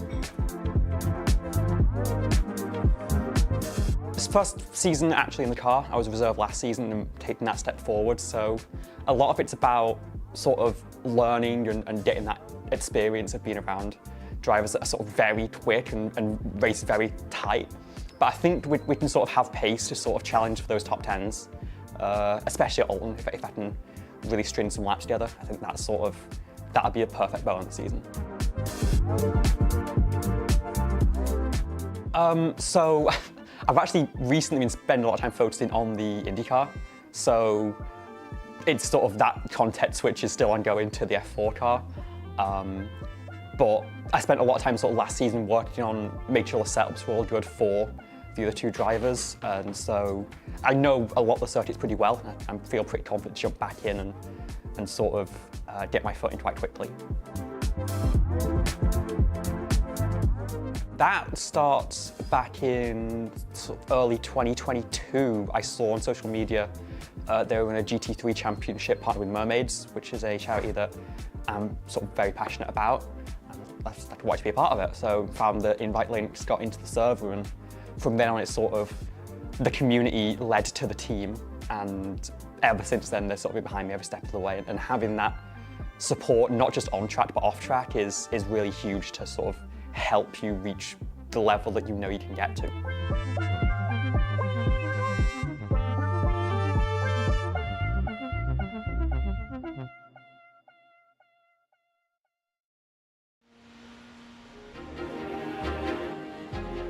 And with all said and done, it is time for the British Formula 4 Esports Championship. Hello everyone and welcome to Cheshire. It is of course the Oulton Park International Circuit. Lewis McGlade, Cameron Roger bringing you the broadcast here of course with the cameras from Hugo Luis. What a fantastic round this is about to be, Cam. Look at this. It is not looking pretty out on the circuit. The conditions have definitely hit. We are in qualifying and we are ready to go. This is going to be very, very exciting indeed. Absolutely, the mid part of the championship. Can't wait to see how the drivers go over this very tricky circuit. Yeah, indeed. Obviously, let's talk you through where we're at. So we're in qualifying at the moment. It's just begun. Lone qualifying, just them versus the circuit. We'll head into the first race, which is a 20-minute race before we'll get the reverse grid out. P5 to 15, not 5 through 10 is what we had in the Formula Fords. And then we'll get that second race underway. It has been an absolute thrill ride from start to finish so far. And of course, they are all fighting for a decent amount of prizes. mostly stacked in the Teams Championship. That's where you want to be going well. That's where you get your hospitality tickets for the British F4 season next year. You get obviously the full day in the base performance simulator, as well as entries to the 2025 Club 100 experience as well. A little bit of test session on that as well. Drivers' Championship, they get invited to the Night of Champions, which is an incredible event. Saw pictures from Luke McEwen there last year. Absolutely fantastic, and they get themselves a free yards test and go racing pack as well. Lots of good prizes for the drivers and for the teams, as long as those you get in the top 3 in the Teams Championship. The calendar, of course, you've seen it before. We'll talk through it once more. We're about to head into the halfway point of the championship at the end of the Oulton Park International round. We're in the middle of this 3-race string that started at the Stetson 300 circuit. We're here at Oulton Park International, and we're going to Silverstone Grand Prix in a week's time. Taking a couple of week break before we head to Knockhill and then Donington Park Grand Prix, and returning, of course, to West Kingsdown in Kent to Brands Hatch to round out the 8-round season. Let's talk you through the important stuff, the drivers and the Teams Championship, beginning with the drivers, and it's Henry Moore on top of the standings. No drop scores in any of this, so you're scoring points and hoping your best. And Henry Moore, the Formula 4 champion of last year, is heading the points ahead of Graham Carroll. Matt Caruana not in action today. We'll talk about that in a few moments' time, with Will Chadwick quite a few points behind. Big gap back to Chadwick and Remy Gilbert there. Isaac Price, Leo Brown, who's excluded from qualifying for breaching points limits as well. He'll be 7th position in the championship with Gogo Bowdy, Yodi Catalan and Pablo Espes, the top 10 of the Drivers' Championship. In the teams, it's the Skoda Ferrari HP Esports team that currently top the standings, of course, with Guild Esports there in second. And Guild Academy, that is just Henry Moore, who is 3rd position in the Teams Championship. That's how good he's been. The Mentor Racing, driven by us, 4th position in the championship with G2. Very tight battle there for 3rd position in the championship between those 3, and quite tight at the top of the standings as well. Those few towards the back end of the top 10. Freem UK, of course, Aston Martin, Williams Esports Academy. What a disaster season that Williams really has been having so far in the British F4 Esports Championship. The Aztec Racing by Gridfinder and BS Competition inside the top 10. With all of that dealt with, Cam, we are in qualifying. Again, they only get a handful of laps in this one. It is 4 laps that they get in this qualifying session. At the moment, is Graham Carroll on the top of the timesheets. Certainly is. And of course, who's behind but Henry Moore, the 77 championship leader, warming up those tyres, and it is just by 0.03 of a second. So this is looking very good. Of course, some names you'll be very familiar with of Gilbert and Price up behind, who've been very fast last time out at Snetterton as well. So this is looking very good. Of course, Roddy Smith on his reserve drive up in 5th place as well. So that is looking good. And as well, of course, we see a few other drivers a bit further down, but of course, laps still coming in. Yeah, indeed. Like I say, Quitiago Matau is doing both races for the Williams Esports team. Matthias van Erven will be joining for the 2nd race for the Williams Academy squad. So expect that to have a little bit of a chop and a change. Like you say, Ronnie Smith jumping in here, as well as Will Murdoch, who's in replacing Jarl Tyen, who is also out of the FIA Motorsport Games. Again, Matt Caruana and Kieran Prendergast are also at the FIA Motorsport Games. So they are not participating in this round, which, to be fair play. I take a little trip to Valencia. Why not? Cameron, Roger, talked us through it in the Formula 4. Talk us through Henry Moore's potential bowl lap here around the Oulton Park International Circuit. Absolutely, a tight and twisty track, and it starts with Old Hall Corner, very fast indeed. 4th gear corner, he wasn't quite committed enough there, but hopefully should be keeping the speed. Then down the hill, a little bit of a right, King of Dentons in towards Cascades, a very fast, long, left-handed corner. But you got to be careful with the track limits on the outside, keeps it all wheels inside the line, so it should be absolutely good. Down the Lakeside straight, up towards Island Bend, should be easily flat out, just banging off the limiter actually in 5th gear. As we get towards the braking zone now for Shell Oils, look for some overtakes down in towards this corner, very banked corner, but they keep it on the low line as you work your way out up towards this straight that has a couple of chicanes in it. First, it is Britain's, a bit of a left-right, get as close as you can to the tyre walls, but of course, do not touch them. And it's almost like a karting track, actually. It's so confined and congested at this circuit. It's going to be crazy once we get all of these cars coming out at full racing speed. Once again, downhill in towards his stops again. Get yourself close to those barriers and over to the left-hand side to open up Knickerbrook all over over the curbs as you try and take everything you can up the hill. This is a completely blind section of corners, but of course, you stay flat out. It is a straight in these types of cars. Up towards Druids, double left-handed apex. Got to nail that first one to not drift too wide and keep that momentum, keep it on the curb, not to get an off-track there either. As you come down in towards what is effectively the final corner at Lodge, probably the next best overtaking opportunity on the track when we get in towards the race, but then you've got to keep it pinned. Don't go too wide as Mark Fletcher did in the Formula Fords, and up the hill, very short run to the line. And is this going to be a pole lap? It's a 0.3. It is going to put him up towards the front. Superb lap from Henry Moore, absolutely fantastic. Good to be on board with him. Like you say, fully committed around this Oulton Park International Circuit, going ahead of Graham Carroll, who's recently just completed his lap. Will Chadwick goes then up into 8th position ahead of Gogo Bowdy. They're all dropping the likes of Roddy Smith and Moreno Sorica down. Moreno Sorica, though, is on a lap as well. Keep our eye on it. Will Murdoch, by the way, on debut in the championship, up to 6th position, so that's fantastic from him, as we'll see some smiles for Moreno Sorica. Yeah, he's looking a bit better. Of course, he was up towards the front in this championship quite often last season. We spoke to him a few times in the commentary booth. Not the season, of course, that Williams have been having, but let's see if they can turn it around with 20 seconds to go in this qualifying session. Down in towards Lodge Corner, he looks very calm, and that is always good. Slide in that rear end as he tries to work his way up towards the line. Can he get anywhere close to that pole position? It's a 33.0, so unfortunately doesn't improve on his final lap. No, indeed not. I believe that actually wasn't a time lap because I think it had already been exceeded before. Manuel Biancalilla trying to close down on his teammate who's up in 4th position. Joseph Loke will be up there, but the qualifying session comes to a close. The timer hits 0 and it is over. By the way, it's just fog. It's not wet out there on the circuit at all in what has been a quality lap from Henry Moore. Ignore that because that's not correct, but it is Henry Moore who will be grabbing pole position. We'll hit the old control delete. I hate saying that, but it is true in this sense. Is Henry Moore, championship leader, up there on to the pole position. Graham Carroll starting alongside the top 2 in the championship on the front row. Isaac Price and Joseph Loke there in 4th. Remy Gilbert and Will Murdoch on debut for BS competition up there in 6th position, showing very, very nicely indeed. Elias Riker in 7th, so BS competition looking pretty strong this round with Will Chadwick, who's maybe a little bit outside of championship contention, but is definitely battling for those positions for about the top 5. 8th position for him. Gogo Bowdy in 9th. Ronnie Smith on debut for the Mensa Racing, driven by us. 10th position. Moreno Sorica in 11th. Giuseppe Lafaro in 12th position with Yoni Cattler in 13th. Manuel Biancalilla a fair way behind his teammate with Thiago Martel, the only Williams Esports Academy driver in this world. I do see Matthias Van Erven there, so maybe he's made the time check for this, as Peter Staticek will take 16th position. Simon Kulik there for the Alpine sim racing team. Matthias Van Erven is on the grid. We weren't expecting him until race 2, so superb effort.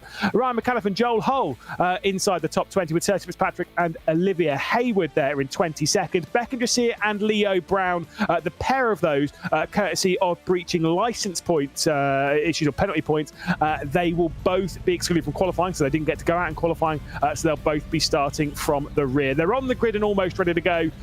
Cam, who wins this race? Graham Carroll. Straight up Graham Carroll. Why? Elaborate. I don't know, I just think he's fired up after the interview that we had with him back at Snetterton.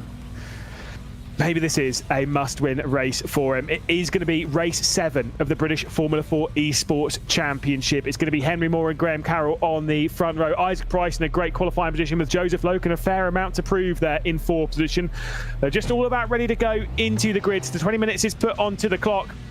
And the race is ready to begin. The championship leader starting from pole position alongside his main championship rival. The lights will go green, the lights will go out, and we will be racing our way down into the first corner. The green flag's waved, and we are running. It is Henry Moore leading down to the first corner as everyone translates quite nicely. Good start as well. You've got the 2 PS competition cars going side by side as Will Murdoch is able to fend off his teammate Elias Riker. It's nice and clean between the top lot between the first grouping. Will Chadwick is trying to make his way up the order as he tries to drag himself alongside, but he can't quite get past the BS competition driver of Elias Riker and has to settle still for 8th position. You've got Gogo Bowdy directly behind him. Meanwhile, the top 2 separated by very little as they head to Island Bend for the first time. Yeah, it's looking very calm. Any big sends down in towards the braking zone for Charlotte for the first time. Maybe a couple of looks, but nothing crazy too far. As we do see a spin, though, one of the Williams cars goes around. We're also seeing the FIA UK car, the 31 machine, having contact on the exit there of Shell Oil. So I said it was remaining calm, but then it wasn't. I've had a couple of chats with Joel Hull between rounds. He's got such a fantastic amount of speed. Unfortunately, just when you're involved in that mid-pack, it's where it's all a little bit chaotic. Someone makes a big mistake and you're the one that's caught up in it, and it does seem as though that might be the case yet again. Just got to keep your head out of the gutter and keep focused. And that's why these drivers that are at the top of the championship, they were always qualifying inside that sort of top 3, top 4, top 5. The moment that like a Henry Moore has a problem in qualifying, again, there's no drop round to the British F4 Esports Championship. You're against, think of it, back in Jasir, by the way, back in the grid to 13th. We're not even complete with 1 lap yet, Cam. What I really want to see that. How has he gone through? Because there wasn't any major crashes as such. As a couple of cars going off, but it wasn't like there was 6 cars being wiped out. So very good start for him indeed. He's definitely fired up to bring this second part of the, or mid part of the championship, I should say, towards Williams after a very difficult first opening couple of rounds. But it's looking very nice for the top 4, top 5 at this moment in time. Moore still leads from Carroll. And of course, they are slightly longer 20-minute race compared to the 15s in the Formula Ford. So we know Carroll likes to be patient and remain his time. Let's see how this worked out though. So there's Lafaro, had nowhere to go. Oh, there was further contact in the background, and there was the Williams cars flying right through on the left-hand side. And that was Beckham Jasir, near side of the camera, that was absolutely pinned and throwing it through. Like I say, just not really much that could be done in the middle of all of that. It was very, very chaotic indeed, and just like I say, a little bit messy. I'm afraid that just sometimes happens, especially on the exit of the island bed. I mean, talk us through it once more. This is what happened to Hull. He was just in the middle of 3 wide. I mean, that was ping pong. It was push to the left, push to the right, then gets spun around, goes off into the barrier, loses the rear wing. Absolutely nothing Hull could have done there. I think that was the 48 of Van Irving coming up the inside, making that bit of a 3 wide situation, and unfortunately just leaving the cars on the outside with nowhere to go. Indeed. Well, back up to our top grouping then, and we've got really 7, to be fair, I'd say still quite a lot of cars involved in this train for the race lead. Maybe back down to Gergo Baldi, as it's Henry Moore leading from Graham Carroll. This is a look on board with Beckham Jasir. So you'll see the first bit of contact. That's where Hull went up the road. This is Lafaro and such instant, and go, do you know what? This is rubbish. Straight off into the grass. There's some rallycross there. That's how it's done. There's me saying there weren't 6 cars going around in front of him, but actually in the end, with the 2 incidents, it actually turned out to be that. So, fair play for getting through it as well. That was a big save on the left-hand side of the track on the grass, and maybe able to get himself some decent points. And he is right in the back of this top battle. He's getting past Satchellech as well, as we're going to see Graham Carroll diving up the inside for the race lead. Yeah, indeed. And like you say, Graham Carroll's trying to work for it. Obviously, he's got his drivers champion. They go side by side to Island Bend. The inside line will work potentially in favour at Shell Oils for Henry Moore. Outside line being gifted to Graham Carroll. He's still slightly alongside as we're going to get under the braking zone at the Britain chicane, but backs out of it smartly. Does not want to risk it. Obviously, still got to deal with the champion points, not only for this, but also for the team's championship. Ferrari are scoring decently here, do remember. 2nd and 9th at the moment. And their closest rival in the championship when it comes to the team side of things is the Guild Esports team, which does not include Henry Moore. That is Remy Gilbert in 5th position, and that is Leo Brown in 14th. So at the moment, the Ferrari team, they are outscoring Guild in the team's championship. The side-by-side directly behind us, by the way, is Joseph Loke trying to get past Isaac Price.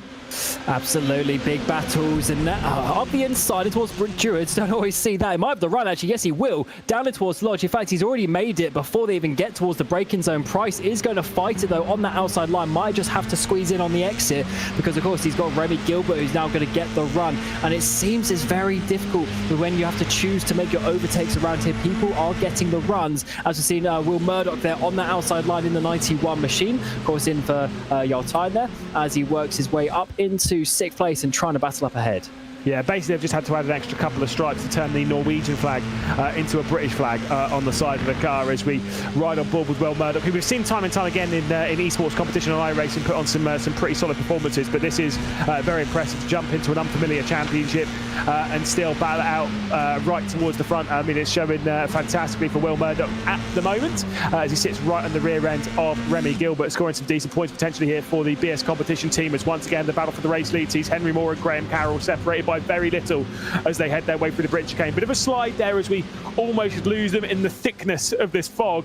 Up and over hilltop, down towards the Hislop chicane, and they're about to be joined by Joseph Loke, who did win on debut around here in GB3. So that was over a year ago, 2 years ago now, but still. Definitely knows his way around here as Price and Murdoch go side by side up towards the race lead, though. Graham Carroll to the outside of Druids. Can he make that stick, or is he just trying to slow him down as he gets up towards Lodge Court? He's got to be careful because Loke is sitting in the background, and Carroll finds his way to squeeze side by side down towards Lodge Court. He's going to have to brake late, go on the outside line. Is Moore going to give him the space? Yes, they do, as we come up through Dearly. Yeah, that's going to be a little bit wide though for Graham Carroll. Got launched on the curb, just a touch, gets back into slipstream. Joseph Loke could be working his way through here. Looks to the inside as they head their way back up to Old Hall, and Joseph Loke is going to work his way through. Superb performance there from Loke, who of course has shown some great pace in these cars, and we've seen that before, not just in the sim world but in the real world as well. He's up now into second position as Joseph Loke. One thing we see multiple times, also in the Formula Fords earlier around here, if you go for a move and you go offline, someone seems to fill the gap and you end up losing a spurt. So not only did he not get first, but he's lost a position. So that's something quite interesting to note around here, that when you do go for the moves, you really have to make it. Otherwise, the car behind is coming through as well. And with all these battles, we are seeing the three cars of Gilbert, Price and Murdoch behind actually close up. So we were seeing a three-way breakaway, but they're getting closer in the background once more. Do remember that Joseph Loke has actually won round this circuit in real life. So that was back in 21 though, so it was a fair while ago. He wasn't quite in his. I'll put it this way: his Ford Focus racing. Have you ever seen a photograph of Joseph Loke in his Ford Focus? I got shown a photograph once. I'm not gonna point anyone to it, but it is quite funny. As he'll try and close his way back up for the race lead. Quarter of a second off the rear end of Henry Moore at the moment, but we're not even halfway through this race cam. We've done less than 8 minutes. That's how chaotic this has been. It's breathless action always in the British F4 Esports Championship. I don't know who the favourite for this race is now. Like you say, it really is it's Henry Moore, Joseph Loke, Graham Carroll. Those are the three that I'm really looking at here. Remy Gilbert could win this race. He's not necessarily out of it, but maybe just a little bit too far behind. Meanwhile, the fight between Riker and Price sees 6th, 7th and 8th potentially, with Will Chadwick chucking his way into the mix. Yeah, I think Chadders might have an opportunity down the inside of Cascades in the 88 machine. Of course, the race winner back at Zandvoort should have that one done. So Price is going backwards here. He's now got Gergo Baldi coming to his left-hand side. As just backs out of that one as we come up towards the island bend. But Price, of course, was in sort of 3rd, 4th place at one point, and now is back down here in 8th, might be 9th, as Jasir makes a further move on Price's teammate Katala, who is now up into 11th place for the Williams Esports driver. Yeah, Beckham Jasir's been showing some excellent pace, but now he's got 2 seconds up to the rear end of Ronnie Smith. He doesn't find himself too far off the back end of this fight. Ronnie Smith, of course, on debut in the British F4 Esports Championship. Did go quite well last year, of course, in the Formula Fords, ending himself 3rd in the championship behind Henry Moore and, of course, Dana Moore. And Ronnie Smith was potentially making his debut last round, but couldn't quite make the round because he was away. But he is the reserve driver for the Mentor team, and like I say, great to see him taking part in the championship and showing the pace that he's got. Absolutely, and it's a shame that he's just lost out from the slipstream as such of Baldi, because then he really could have been in that battle. But this could potentially be a reverse grid pole as well. Remember, it's 5 to 15 in this championship, so if he keeps himself there, he at least has half an opportunity to try and make something work, which would be very good, being on a reserve drive role, having some great performances out there. But either way, to be inside the top 10 of this championship just shows some speed as well. Are you necessarily counting him out from closing up to this train? It depends how much fighting there is, I guess, up ahead.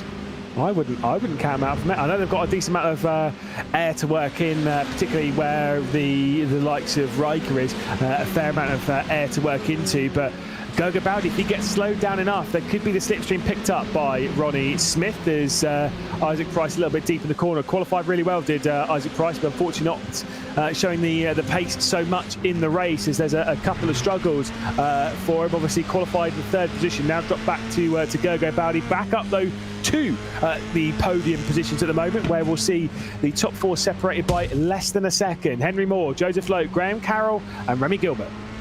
Yeah, so my pick for the race was Graham Carroll, but when he had that one opportunity on Henry Moore and went down to 3rd place, I'm starting to rethink that. because Moore is doing such a good job.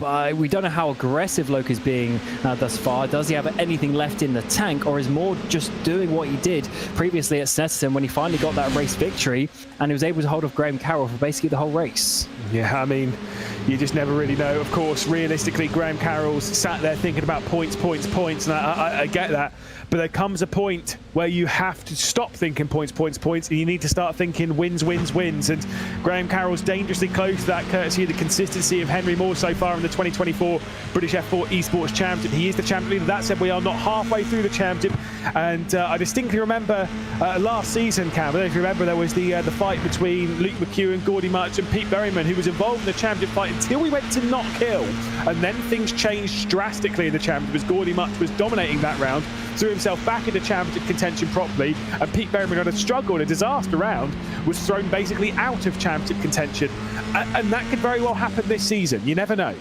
Absolutely, with the no drop rounds and some big points, 45 for a race win. If you just have a couple of bad rounds, something is really going to change in your championship, as that was a bit of a mistake there for Loke as he came through Britain's down towards his lobs. Is there going to be an opportunity for Carroll on the outside line? No, he breaks a little earlier as he just slides back into third place. So maybe you're right, Lewis. Maybe he is just thinking the longer game, but he has to be careful because he's got, of course, another Gill drive of Gilbert right behind him. Yeah, and I will say, if you're expecting some big fireworks in this championship, well, in 8 minutes' time, this race will be over, and then we'll be getting ready for the reverse grid race. If it's a big number, if it's above 10, trust me, we're going to see big fireworks in this championship. Another big slide coming in then from Joseph Loke. He could be running a little bit aggressive on the tyres here as the look to the inside comes in from Graham Carroll. The fight for second position is going to allow Henry Moore to check out into the distance here. The Guild Academy driver, the championship leader, could be looking at yet another victory as the side-by-side for second spot. Graham Carroll with the inside line as they head their way down into Oulton on the first turn. Joseph Loke just about giving enough room. Fantastic race between the pair of them. And Remy Gilbert was almost into the mix, but had to get onto the brake to not get into the rear end of Graham Carroll. He's still slightly alongside as they work their way down to the second real corner of the circuit at Cascades, and the Guild driver will head past the Ferrari.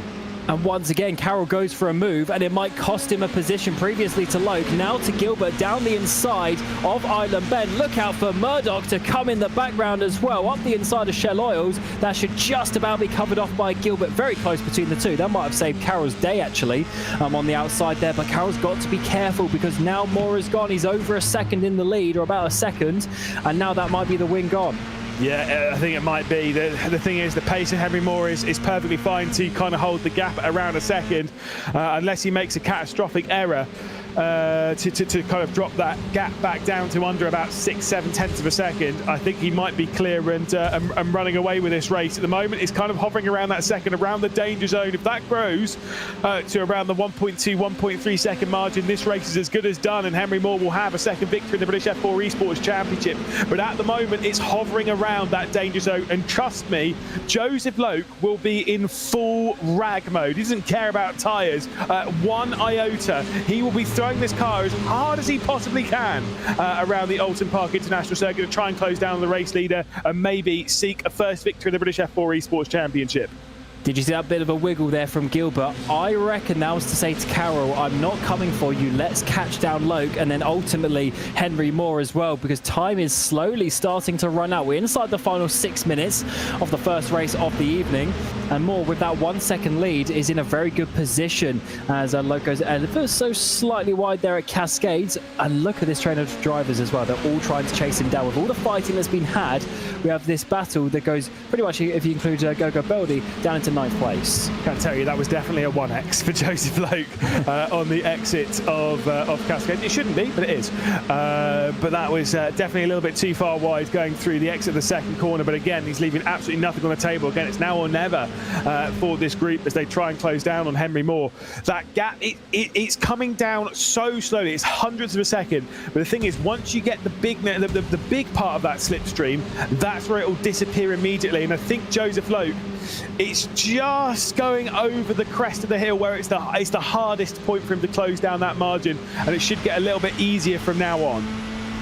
Absolutely, but I said ever so tough racing around this circuit as we see Will Chadwick with his webcam giving us some great facial expressions. Of course, he gave us a bit of a wave in the air as he got taken out at the bomb hole in Snetterton just last week. What can he do from this 7th position? He's on the back of Raikkonen as we come up the hill. Is there a way to get through, or is it, you know, when you're in a train like this, so difficult to get past because, of course, the car ahead of you is trying to overtake the car ahead of themselves. Bit wide there through T1.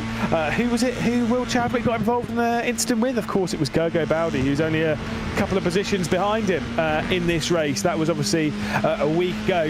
The thing is, though, with it being only a week ago, if there was like a few weeks between rounds, you know, you've got enough time to cool down from it.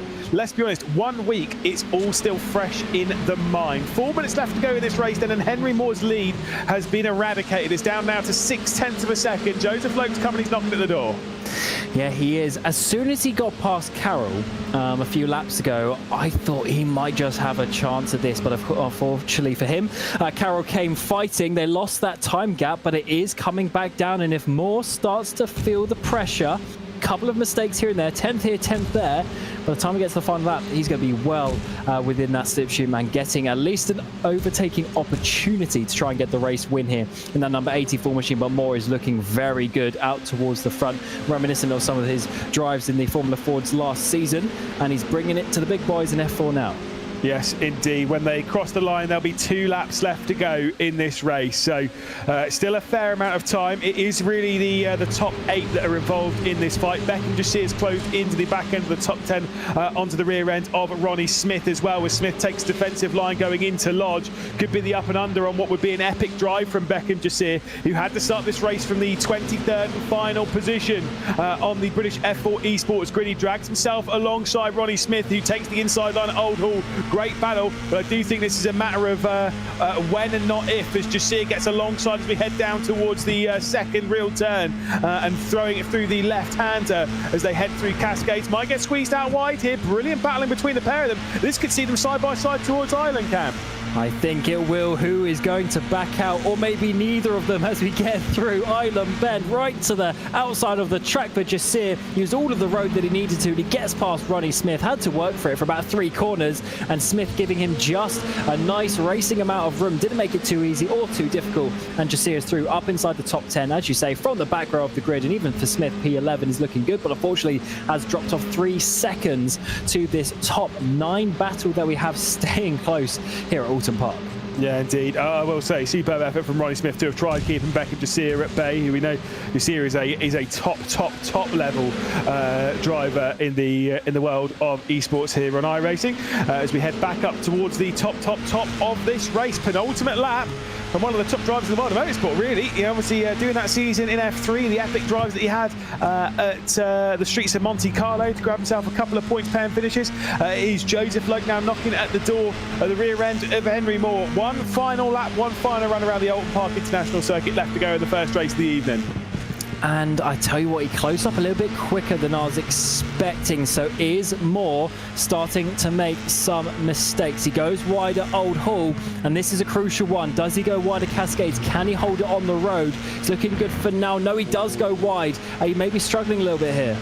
Yeah, might have overdone the tyres. We were talking this with Graham Carroll the previous round at Snetterton, where we were saying tyres is a big talking point in this. Joseph Loeb's close. He looks to the outside, might commit to it here. Can't quite do so. We'll look for the up and under. Joseph Loeb cannot work his way through. Henry Moore's putting the car in all the right positions. Overtaking opportunities left to go. Not really at Britain's, but yes, so at his slobs, and definitely down to the final corner, Cam.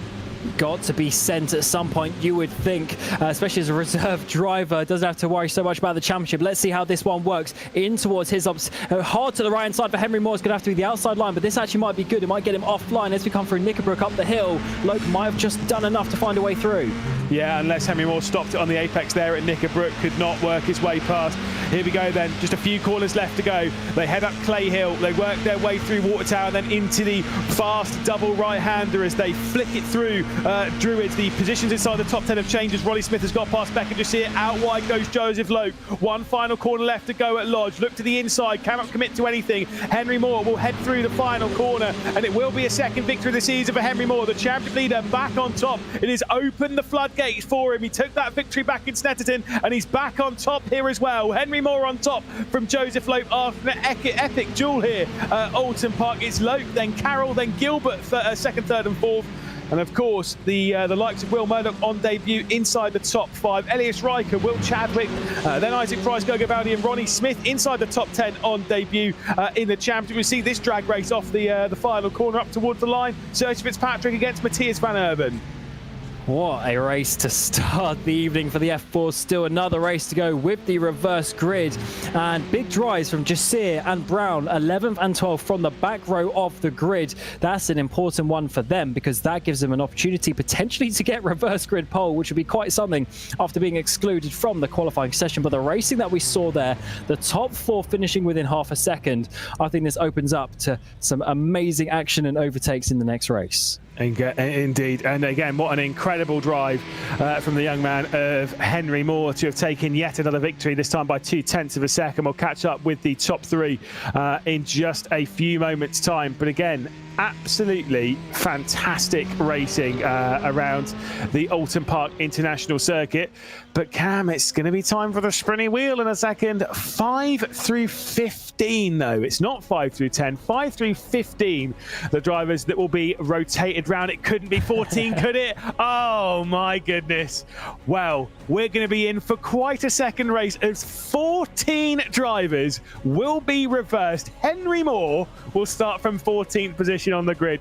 I mean, this is going to be fantastic. 0.2 of a second behind Henry Moore was Joseph Loke. Then Graham Carroll onto the podium. We'll catch up with those 3 in just a few moments' time. Remy Gilbert and Will Murdoch there inside the top 5. Elias Riker, Will Chadwick, Isaac Price, Gogo Baldi and Ronnie Smith did get inside the top 10, so epic drive for Ronnie Smith on debut. The Lane Mentor Racing, driven by us driver. Beckham Jasir in 11th spot with Leo Brown for Guild. Quitiago Martau will finish in 13th position with Yoni Kattler. And then we get to some of the drivers who had a bit of drama early on in the day. Mamo Biancalilla, Peter Stachulek down there in 16th position. Matthias van Urban embroiled in that fight with Serge Fitzpatrick up towards the line. Olivia Hayward in 19th position. Ryan McAuliffe, didn't really talk much about him in that race, just kind of a bit nowhere just after the opening lap crash. Moreno Sarika also involved in that, same as Simon Kulik. We also saw Joel Hull and Giuseppe Lafaro embroiled in that fight and embroiled in that crash, to be perfectly honest, as they were sent into the wall. Let's jump straight down into the interviews and have a little chat with Henry Moore on top again in the British F4 Esports Championship. It's another victory. Yeah, okay. Has the floodgates officially been opened now?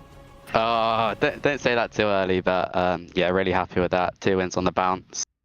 Yeah. What do you make of the circuit? Obviously, you know, Oulton Park's a cracking track. We saw you obviously enjoy it in the Formula Fords. These cars, pretty quick. You had a great fight there with Joseph Loke behind. There was a point you had a second lead, and then that got closed down on by Loke. I mean, it was quite an entertaining race. Yeah, that was really fun, to be fair. Didn't quite manage to break the toe, so yeah, obviously Joe was on me at the end. Nice to battle with people like him, you know, FIA F3, recently driven F1 car, so yeah, really fun. Now, let's you've already been told. I'm sure you've already been told the bad news as to what the reverse grid number is. Have you been told? No. It's 14, mate. It is 14. You're joking. No, I'm not joking. You'll be starting from 14th. As much as I would love to play a prank on you right now, it is 14th position. I mean, what are you thinking about that right now? What's going through your head? Just keep my nose clean, see what happens. There'll be a lot of carnage, I expect, so yeah. Indeed. Well, best of luck. We'll let you mentally prepare for that one, Henry. Cheers, and maybe talk with you in 20 minutes' time. Yeah, hopefully. See you guys. Cheers. There we go. Henry Moore, championship leader, and another race win to his name. Let's have a little chat with Joseph Loke. Oh, hello, Joseph. You're right, mate. Onto the podium there after a great battle. Couldn't quite get the victory, though, over Henry Moore, but he still made up some great positions. A good fight with Graham Carroll and the likes as well. What did you make of that one? Yeah, it was a lot of fun for sure. I think obviously starting P4 was difficult. I think, yeah, I should have been qualifying better. Just a bit of a scruffy lap. So yeah, just fought through to P2 and then made a little mistake and was under a bit of attack, so then was just like full push for the rest of the race. But no, it was good fun. Nice to be fighting at the front. So yeah. What do you make of this car track combo? You won here a couple of times in real life, once in British F4, once in GB3 as well. It's a good car track combo, isn't it? I do like the place. Obviously F4 cars are something that I drive in real life, and on iRacing they're a lot of fun as well. And then also Oulton Park, in my opinion, one of the best tracks in the UK. And yeah, so it's pretty cool to be racing both of them, especially when you're at the front of the grid. So yeah, it's good fun. Yeah. Now, let's speak of the front of the grid, because you're no longer at it. You've been involved now higher up in a race, and now you're in the reverse grid, which of course had to be very, very big. 13th position you're going to be starting in for the second race. This is going to be a very chaotic race. Henry was saying about keeping his nose clean through that one. What's your game plan? Is this full attack? Obviously, you're only in there for the odd round here and there. I won't go easy, put it that way. But I'm not here to cause chaos. So yeah, well, I'll just see what we can do. Obviously, P13 from around Oulton is pretty difficult to go forward. So I don't know. Let's aim for top 10, and if we get any better, then I'll be happy with that. Not here to cause chaos. Well, that remains to be seen. Cheers, Joe, and good luck in the next race. Yeah, we'll find out. Joseph Lake, then, of course, onto the podium here. Superb effort from him. We'll jump down now to Graham Carroll, who, of course, was onto the podium again. Graham, let's talk about that race. Third position. You were in second for a little bit. You went for the race win, and unfortunately went out a little bit wide. We'll talk about that move. Just getting backed up from lap one, right? So as soon as I went to P3, Henry started to put the foot down and pulled away. Well, not pulled away, but kept the gap a bit, right? So just try to back me up a bit into the field, I guess, and I tried to make the move, and yeah, the extra wind at the last corner just pushed me on a little bit, so I went a bit wide. So after that, it was just trying to race this Lope guy. He'll end your championship in a heartbeat, right? So I just tried to play the sensible game, and a P3 is better than a DNF, so yeah, shame the race pace was rapid, but there's nothing I could really do, so pity. It's one of those ones. Oulton Park is a difficult circuit to overtake at, isn't it? And yeah, we're kind of seeing that quite a bit. Is that what you felt? You were talking about tyres back in Snetterton. I assume that's not too much of a thing here. Not as much anyway. After I did have a little battle with Joseph, my front tyres were a little bit cooked, so took a couple of laps to come back there. But yeah, not as much here. And then hopefully in this next race it's going to be wet, so it's a different ball game altogether. But yeah, managing off tracks here, just keeping it on the road, and it's a tricky circuit, and it's close racing, so yeah, not easy at all. It is a tight track. Reverse grid races are going to be pretty chaotic, and the reverse grid number was 14, so you'll be starting from 12th. It's a big reverse grid, biggest we've seen, really. Yeah, what are you expecting from it, especially if we're going to get some serious rain for the second race? Well, I'm joining now, and we have rain, so it's well. Yeah, it looks like it could be wet. So now I knew the tightest track of the season, it would be the biggest number, right? So again, honestly, it's just damage limitation. Get as far up the grid as we can.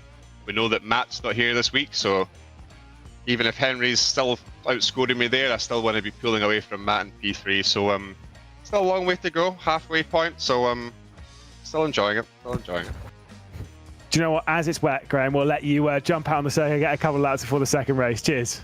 Thank you. Cheers. There you go, Graham Carroll then onto the podium once more, and again, excellent stuff. Love that one, and again, brilliant race. Really enjoyed it, and by the sounds of it, we're going to have a pretty exciting one for the second here. Yeah, so reverse grid is one thing, especially around Oulton Park being 14 cars, but then you add rain into the mix, it's going to be utter chaos. I don't think we can predict who the winner is going to be of this, because literally anyone on the grid can. So let's see what happens. I think for those three that we heard from, obviously, Joseph not necessarily doing all of the races this season, not so much involved, but with Henry Moore, he looks fired up, he looks confident coming into this. Graham still seems to maybe have the slight mindset of getting the point. So I'm interested how they're going to attack this, from the 6th and 7th row of the grid. Well, before we jump straight into the second race, we're going to have a bit of a breather, a little bit of a chat between ourselves, and let you enjoy a little bit of an interview as well.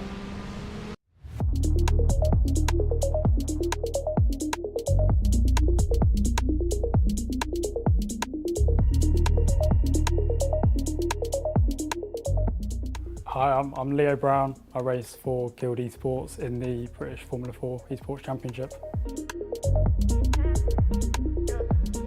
Started back in 2020 in lockdown. Bought a simulator purely to keep racing, karting simulator, F1, you name it, and then got into iRacing on 2021 and progressed from there.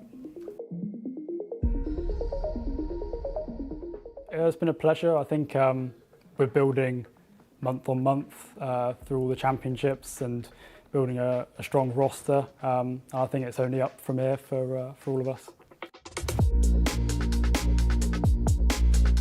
To be honest, we'll see after the first couple of rounds, but as a racing driver, you always want to win. So yeah, I'm here to win. It means a lot. I've come from a background of real life racing, so to be able to compete on the simulator properly is really good. It helps me for real life as well.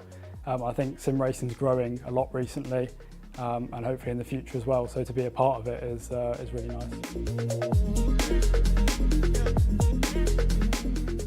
Probably the field size, I'd say. 30 cars on the grid is going to be quite interesting around some of the tracks like Brands Hatch, Indy and stuff like that. So yeah, we'll see with that. And I think it would be a case of keeping your nose clean and who's the most consistent at the end of the day will come out on top.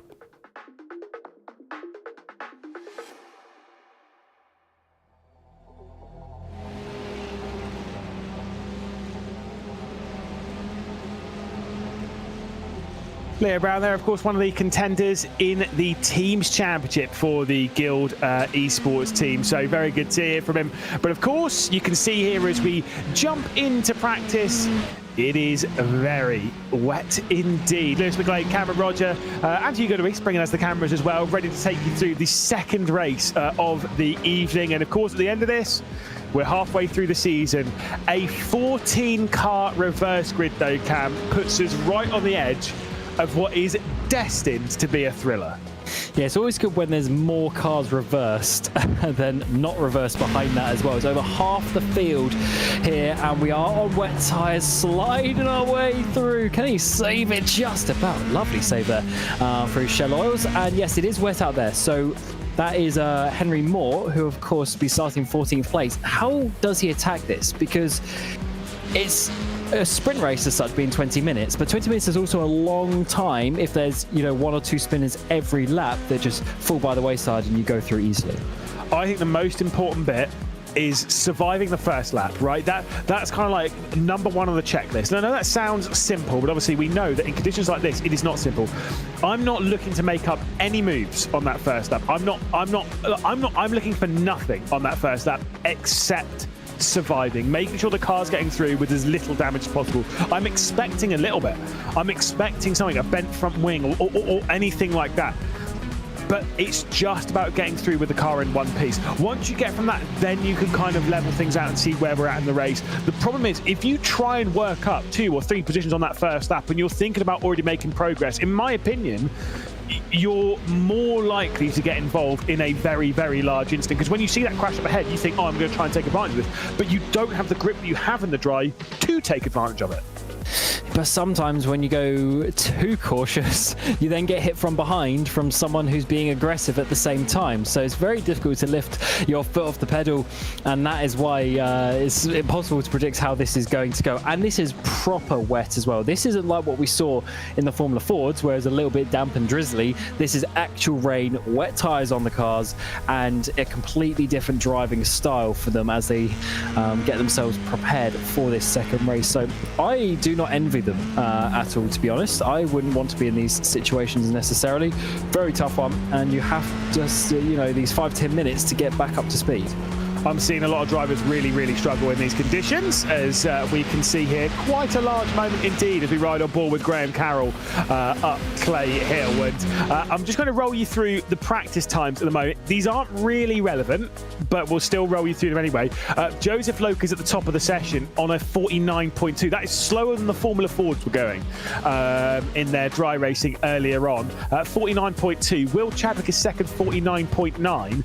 And then we've got a string of drivers on the field 50s. It's Remy Gilbert, Yannick Cattler, Isaac Price, Will Murdoch, Henry Moore, Leo Brown and Graham Carroll all running on the Fisher Moreno Sharika also in a 1 minute 50.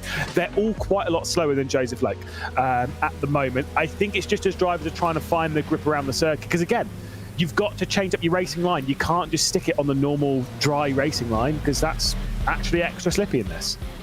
Absolutely. The rubbered line, you then put the water on top of the rubber and it actually turns slippery. So even though in the dry, you want that rubber, in the wet you don't. So you will be seeing some drivers go slightly offline, and that will affect the overtaking opportunities as such, because you're naturally covering off the inside of the corner. So different and tricky starts for these drivers, but it is crunch time now for those who still want to be in contention as we hit halfway point in the season.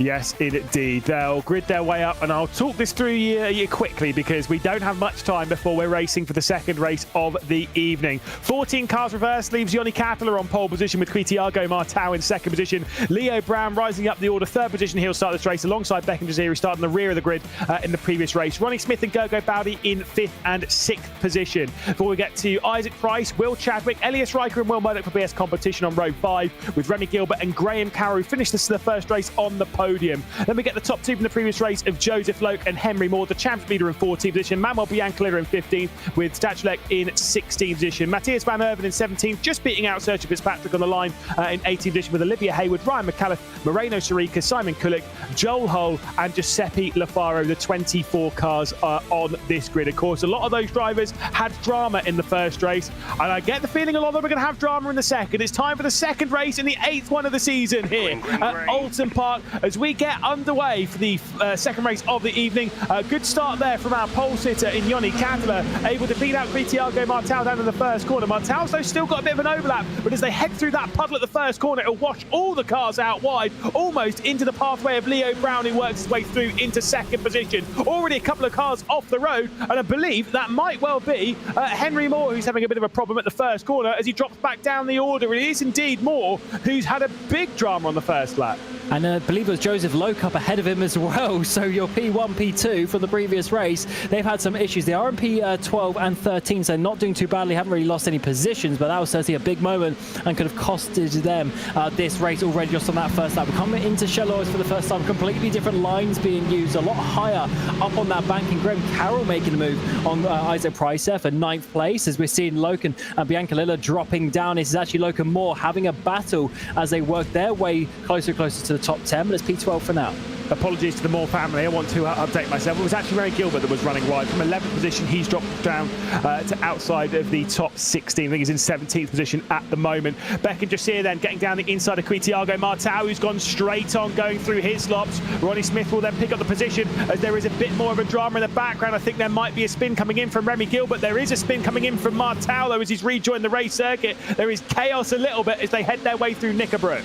Yeah, that was a very awkward indeed. Some drivers losing some positions. Murdoch gets Martau. So Martau from the front row down into 8th place. That is a big drop just in half a lap so far. We work our way through Druids for the first time in these wet conditions, and we've seen a big slide there from Martau. So Carroll is going to get down the inside of him as we get down towards Lodge Corner for the first time of asking. Oh, there's a bit of contact actually between the two as Martau goes wide. He's really struggling. That's Will Chadwick actually has run out wide. It was side by side between himself and Gergo Bowdy that pushed Will Chadwick out wide. Will Murdoch has come through in the battle between the wheels. 6th and 7th position between the pair of them at the moment. The BS competition driver now ahead. Henry Moore gets himself ahead of Elias Riker. First lap complete. The big championship protagonists are still in this race, but Graham Carroll is pulling out a decent margin on Henry Moore at the moment. 8th place, 12th, as Yannick Cattler continues to lead here at Cheshire. It is Leo Brown then in second position with Beckham Jazir, Ronnie Smith, then Gergo Bowdy, Will Chadwick behind Will Murdoch there in 6th and 7th, with Graham Carroll, Thiago Martau and Isaac Price the top 10. Couple of looks as they head down into Island. Martau and Price going side by side in the background. Yeah, certainly, and in these wet conditions into such a fast corner, that's pretty crazy. Loke has gone off. Has he gone wide in towards Island Bend maybe? He's off into the grass, and from your P2 in the previous race, rejoining, he's now down in 20th place. Yeah, he definitely was running wide there, and I think clip to wheel. We'll take instantly a look at a replay of some of the opening stuff. That was Remy Gilbert with the number 48 there as well. So that's how Matthias van Erven had his problems. Here's another look at it. So Erven into the back of the number 14 of Manuel Biancalilla, sent them for a spin. So a bit of a disaster chicane there for the Williams Esports Academy team. As there we'll see the inside coming from Kulik. And it'll be him going for a bit of a spin. This is what happened to Loke though, just out wide, clips the grass, and bye-bye. Yeah, so sketchy out there. And I mean, there was space, and oh wow, just 1 centimetre onto the grass really. That's all it was, and that was enough to flip-flop the car. And unfortunately, he is still down in that 20th place. So but no real sort of points coming on the board for him. And a big shame, of course, for the Aston Martin team, who are really needing some good results, because Biancalilla is down in P14 after struggling in that first race as well. Big drama though in the championship for Remy Gilbert, who is obviously out of the race, meaning for the Guild Academy team, it is just this driver, the main one, scoring the points for the Guild Academy, for the Guild Esports team. I don't know what I said, but it's fine. I blank out on myself 9 times out of 10. I know you'll do sat at home as well. Leo Brown, the lone driver, scoring points for the team that's going for the team's championship. For the Ferrari team, who they're closest to in that team's championship, Gergo Bowdy and Graham Carroll once again scoring really well in this race. As Ryan McAuliffe has had a moment, promoting Joel Hull into 15th position. It's ever-changing corner-by-corner drivers sliding around and struggling there, as we were seeing Ronnie Smith momentarily in a very good position once more, up into P4, holding his own there as Isaac Price has gone off, potentially down in towards Shell Oils. He's got 3-4 cars going past him already, down in towards now 15th place, as we're also seeing Hayward having some issues as well, and a car just managing to avoid them. I think that was Loke and a couple of the Williams cars. They all got off onto the grass, but no contact. Yeah, I mean, look, it was so difficult. This is what's happened to Ryan McAuliffe, out a little bit wide at the second corner on the circuit, and just going out wide. This is Matthias van Erven, the next one to have gone off the road at Cascade. So a few of them going off the road and cascading their way down the field. Could it to go round this time in a slightly different way, right in the middle of the field? I think that shows how difficult the conditions are. Side by side for third position. Beckham Jasir to the outside as he goes side by side with Ronnie Smith. Big snaps of oversteer from the pair of them, and Jasir goes straight around the outside to hang on the third spot. Excellent racing between the two who were battling for the final position inside the top 10 in the previous race. Ronnie Smith gets to the outside. There's contact between the pair of them as they head their way in. And again, brilliant racing as Gergo Bowdy stone cold behind the pair of them as into the pit lane comes Beckham Jasir. And that is in pivotal moments. That was looking good for easy top 10. Oh no, is there contact, or was Bowdy just losing the rear end there? I think he was pushed into that position. We're also seeing Murdoch go off. Was he the one making that contact from behind? Yeah, I don't know. It's kind of a bit odd to have had a solo moment there. Obviously, we did see some aquaplaning on a straight in the Formula Fords back in Snetterton in that quite wet race. That is not what happened there. There was definite contact, and I believe you're absolutely right. It would have been Murdoch into the rear end of Gergo Bowdy. That is a big moment for the team's championship, though, because it means that Ferrari have only got one driver in this race scoring points. Here's a spin, though, coming through from Kulik on the exit of the likes of Druids, and there is already the damaged car of Gergo Bowdy. We'll take a replay of that in just a moment. I mean, you are spot on right. I think there might have been a little bit, to be fair, from Chadwick behind. Yeah, that was Skittles. That was pure Skittles. Chadwick into Murdoch. Murdoch into the back of Bowdy there. But I think, to be honest, Murdoch was coming in a bit hot himself. So all of them taking some risks on the brakes. And I wonder, is it getting more wet out on the track? Because as the race goes on, they're not settling into the conditions. If anything, it's getting worse, and there's more cars sliding around. It really is absolutely sodden out there. Yeah, and do you know what? If I'm Graham Carroll right now, I'm feeling pretty happy that I'm a little bit ahead of Henry Moore. If I'm Henry Moore, I'm very happy right now. I'm in 6th position. I've got clear road ahead. Here's the onboard of Chadwick. I mean, he was squeezed a little bit there. I will not saying that he was squeezed off the road, but in these conditions, I wouldn't want to be squeezing cars, just generally speaking, because it is already really difficult to drive at the best times. And when you're giving them a narrow line into the first corner, I actually kind of want to give the people that I'm battling with enough space so that if they do lock up or whatever, they're not going into me. Absolutely, you need to allow for some margin for error in these situations because it's impossible to be perfect. We saw that with Ronnie Smith and his battle a little bit ago with Jasir talking. There is the 12 machine having another battle on the prismatic cars, the number 7 sliding in big further contact. That's a shame from the car who was gifted such a good starting position in this race, and it is just going from bad to worse. In the side-by-side there's Fitzpatrick going off the road then, and like you say, just kind of, I mean, couldn't avoid the 12 at all there.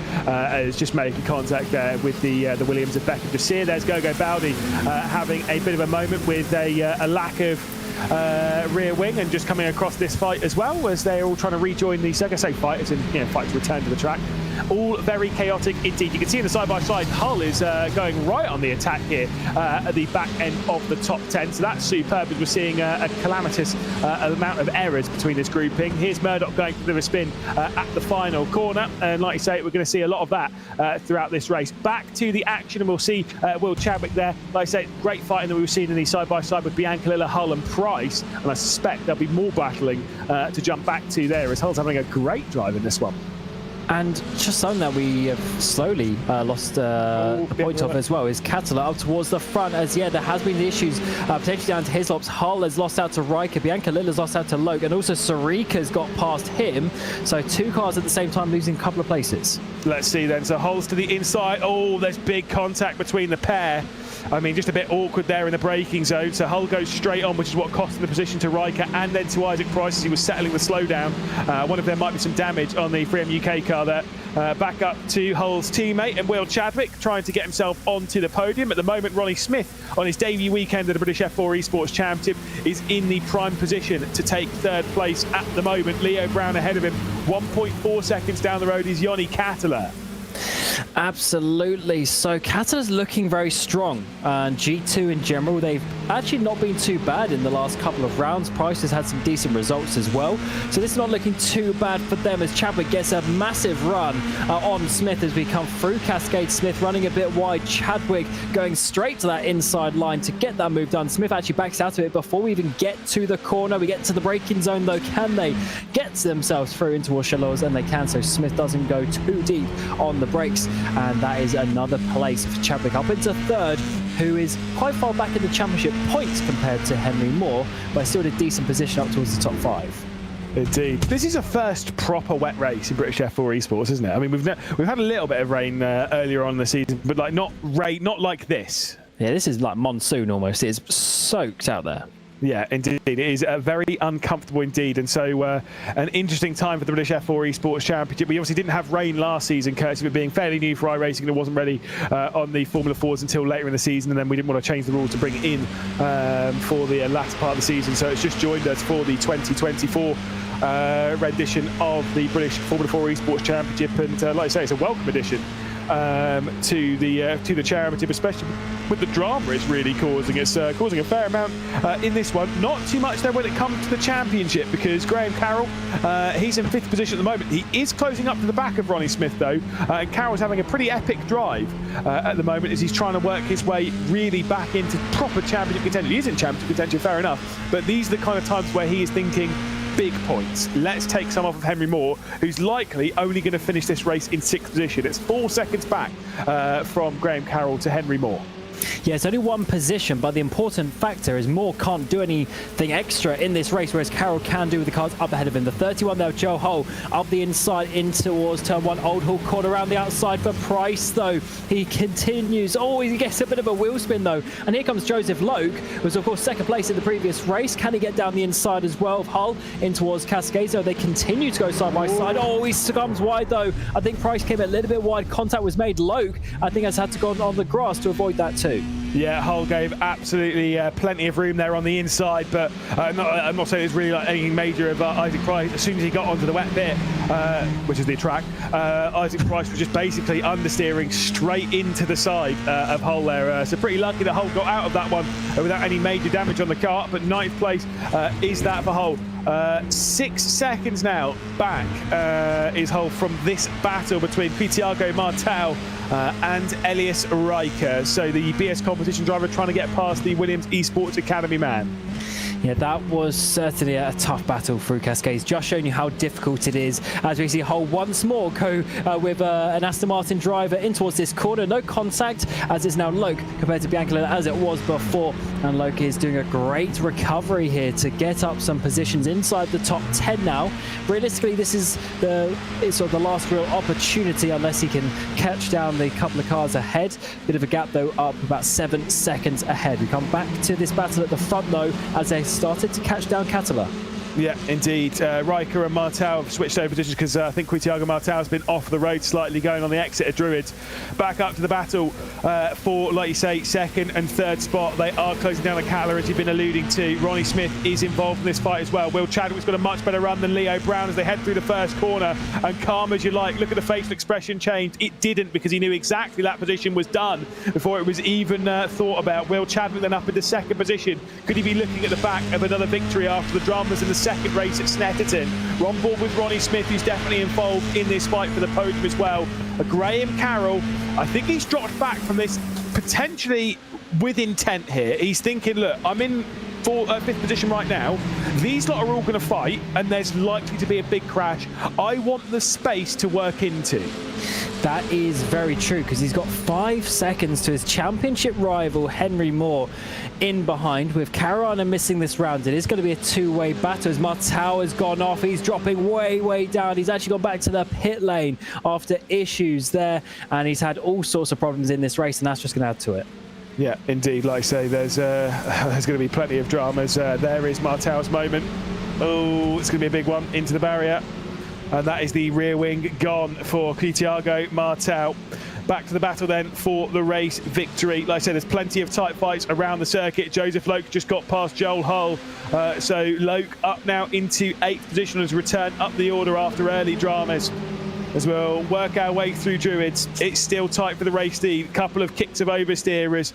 Ronnie Smith's got a good drive off the corner in the Mensa Racing car. Can't quite get past Leo Brown, who's just holding it to the inside. Got to be careful here not to make contact with the rear end of the 33 there. And the Guild driver doing everything he can to defend. But look at this drive coming off the corner from Will Chadwick. He's got a look to the inside coming in from Yoni Catala as they head their way down into the first turn. About 3 laps left to go. Contact between the top two. Will Chadwick could be going on here. He doesn't do so. And the 88 of Will Chadwick, with an epic move down into T1, takes over the race lead. He started this one from 8th. He's worked his way up the order, and he currently leads here at Oulton Park. Yeah, he's looking very strong, isn't he? And remember, the previous race that he won was also a reverse grid race, so he knows what he's doing in these situations. And it's now really down to just a 4-way fight with Carroll, as you say. He's dropped off the back of this one, so it's not looking too bad for him. Are we side by side in the background? Not quite enough, but certainly Brown and Smith are thinking about it at least. Catala will be, I think, a bit disappointed that he's let a 2-second lead slip. That just shows you how difficult these conditions are. And already it's 6/10 to Chadwick in the lead. Yeah, looking for another reverse grid victory. Are you saying then that Will Chadwick is a reverse grid bandit? That's fine. I think your words, not mine. I think he is, and it's not necessarily a bad thing, because he maybe doesn't have that last 10th of a second to win due to the qualifying speed, but in the reverse grid, this is where you get the points for the championship. I'll drop that in the interview. Cameron Roger thinks you're not fast enough to win a normal race. That's absolutely fine. Do it. No, I'm straight on it. You know me and Will. I'll drop that one straight in. Giuseppe Lafaro and Manuel Biancalilla having a bit of a moment, and they're dropping down the order after what I'm assuming is an instant. Manuel Biancalilla into the pit lane. So there has been some drama further down the order as we head back up to the battle for second position. Yoni Catala in the G2 Esports car, the black and white with red highlights, going out wide here at Druids. Leo Brown trying to get underneath. Arbor goes for a spin as he hits a bit of the wet bit. And coming through, Graham Carroll read that brilliantly, gets to the inside and works his way through into 4th position. Brown could be able to keep Henry Moore at bay because, to be fair, they won't want those two to switch round, because for the Guild Esports team, this is important points in the team's championship. This is what happened to Biancalilla and Lafaro. Yeah, Lafaro sort of spinning in front of him, and Biancalilla couldn't really do too much. So yeah, Brown goes to the inside, thinks he's got an opening, but he's actually on a slightly wetter part of the track and can't quite get the power down, because he's also having to put a bit more steering angle in. So it's just bad timing with all of that, but good timing for Graham Carroll, as you say, Lewis, dropped off that extra half a second, and that was enough to avoid that crash. Yeah, this is an extremely strong grid, but trust me, they are being put to the test. Ronnie Smith putting himself to the test as well on British F4 Esports debut into the inside of Joni Katela to move his way through into second position. This would be an epic drive from Ronnie Smith and an epic debut in the championship after a solid result in the first race to get inside, to be battling to get inside the top 10 and finishing in 10th position in the previous race. The fact that he's coming through from 5th to second position, superb stuff. Leo Brown, I think, has had yet another spin as he drops back to 7th spot. Certainly that gives a place to Henry Moore.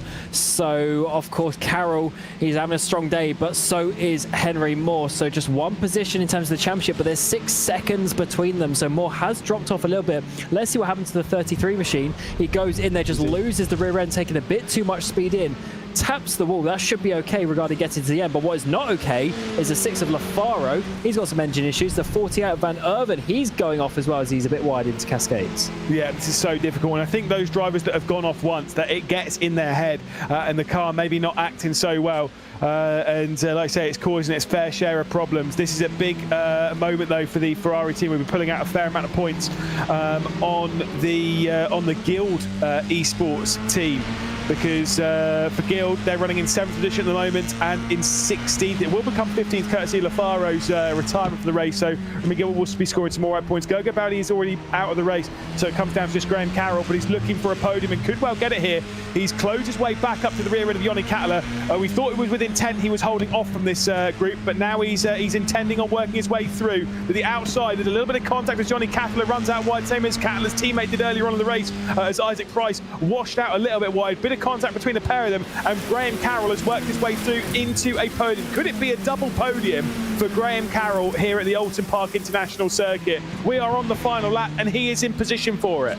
Now that was brave. The outside Cascades, Katela could have so easily just gone wide and pushed him off, and that could have been maybe even championship over for Carroll if he dropped down the points massively. Big move and big plays, because that puts another car between him and Henry Moore, and Katela should be able to hold that one on the track. We come back though to this battle. Locus got up into 7th place after his off. Leo Brown, he's been around. Also Joe Hull. All 3 of these drivers, they've been around, but they're still well inside the top 10. I think Hull's driving really well this race, got to be said. I mean, again, considering it's a debut season for him, really kind of more of a debut. He's got probably the least amount of experience in sim racing at this kind of level as any driver on this grid. So to say that he's battling with Leo Brown and Joseph Loke, I mean, Joseph Loke's a Formula 3 driver, for goodness sake. Yeah, that is quite something. And to be fair, all of these drivers are at a good level, but it's always that last little bit of performance that you can maybe lose out with some nerves, with some lack of experience, but he's keeping himself calm inside the top 9. We are on this final lap. Chadwick leads by 3 seconds. Yeah, it's definitely not going to cause a slip up here. Will Chadwick's been perfect in this race. He started this one in 8th position, and with an epic drive and an epic move, just as he crosses the line. Epic victory for Will Chadwick around the Oulton Park circuit. He takes his 2nd victory in the British F4 Esports Championship. It is Chadwick on top. Ronnie Smith will come across the line for his 1st podium in his 1st round of the championship. So epic stuff from Ronnie Smith in the 1st wet race.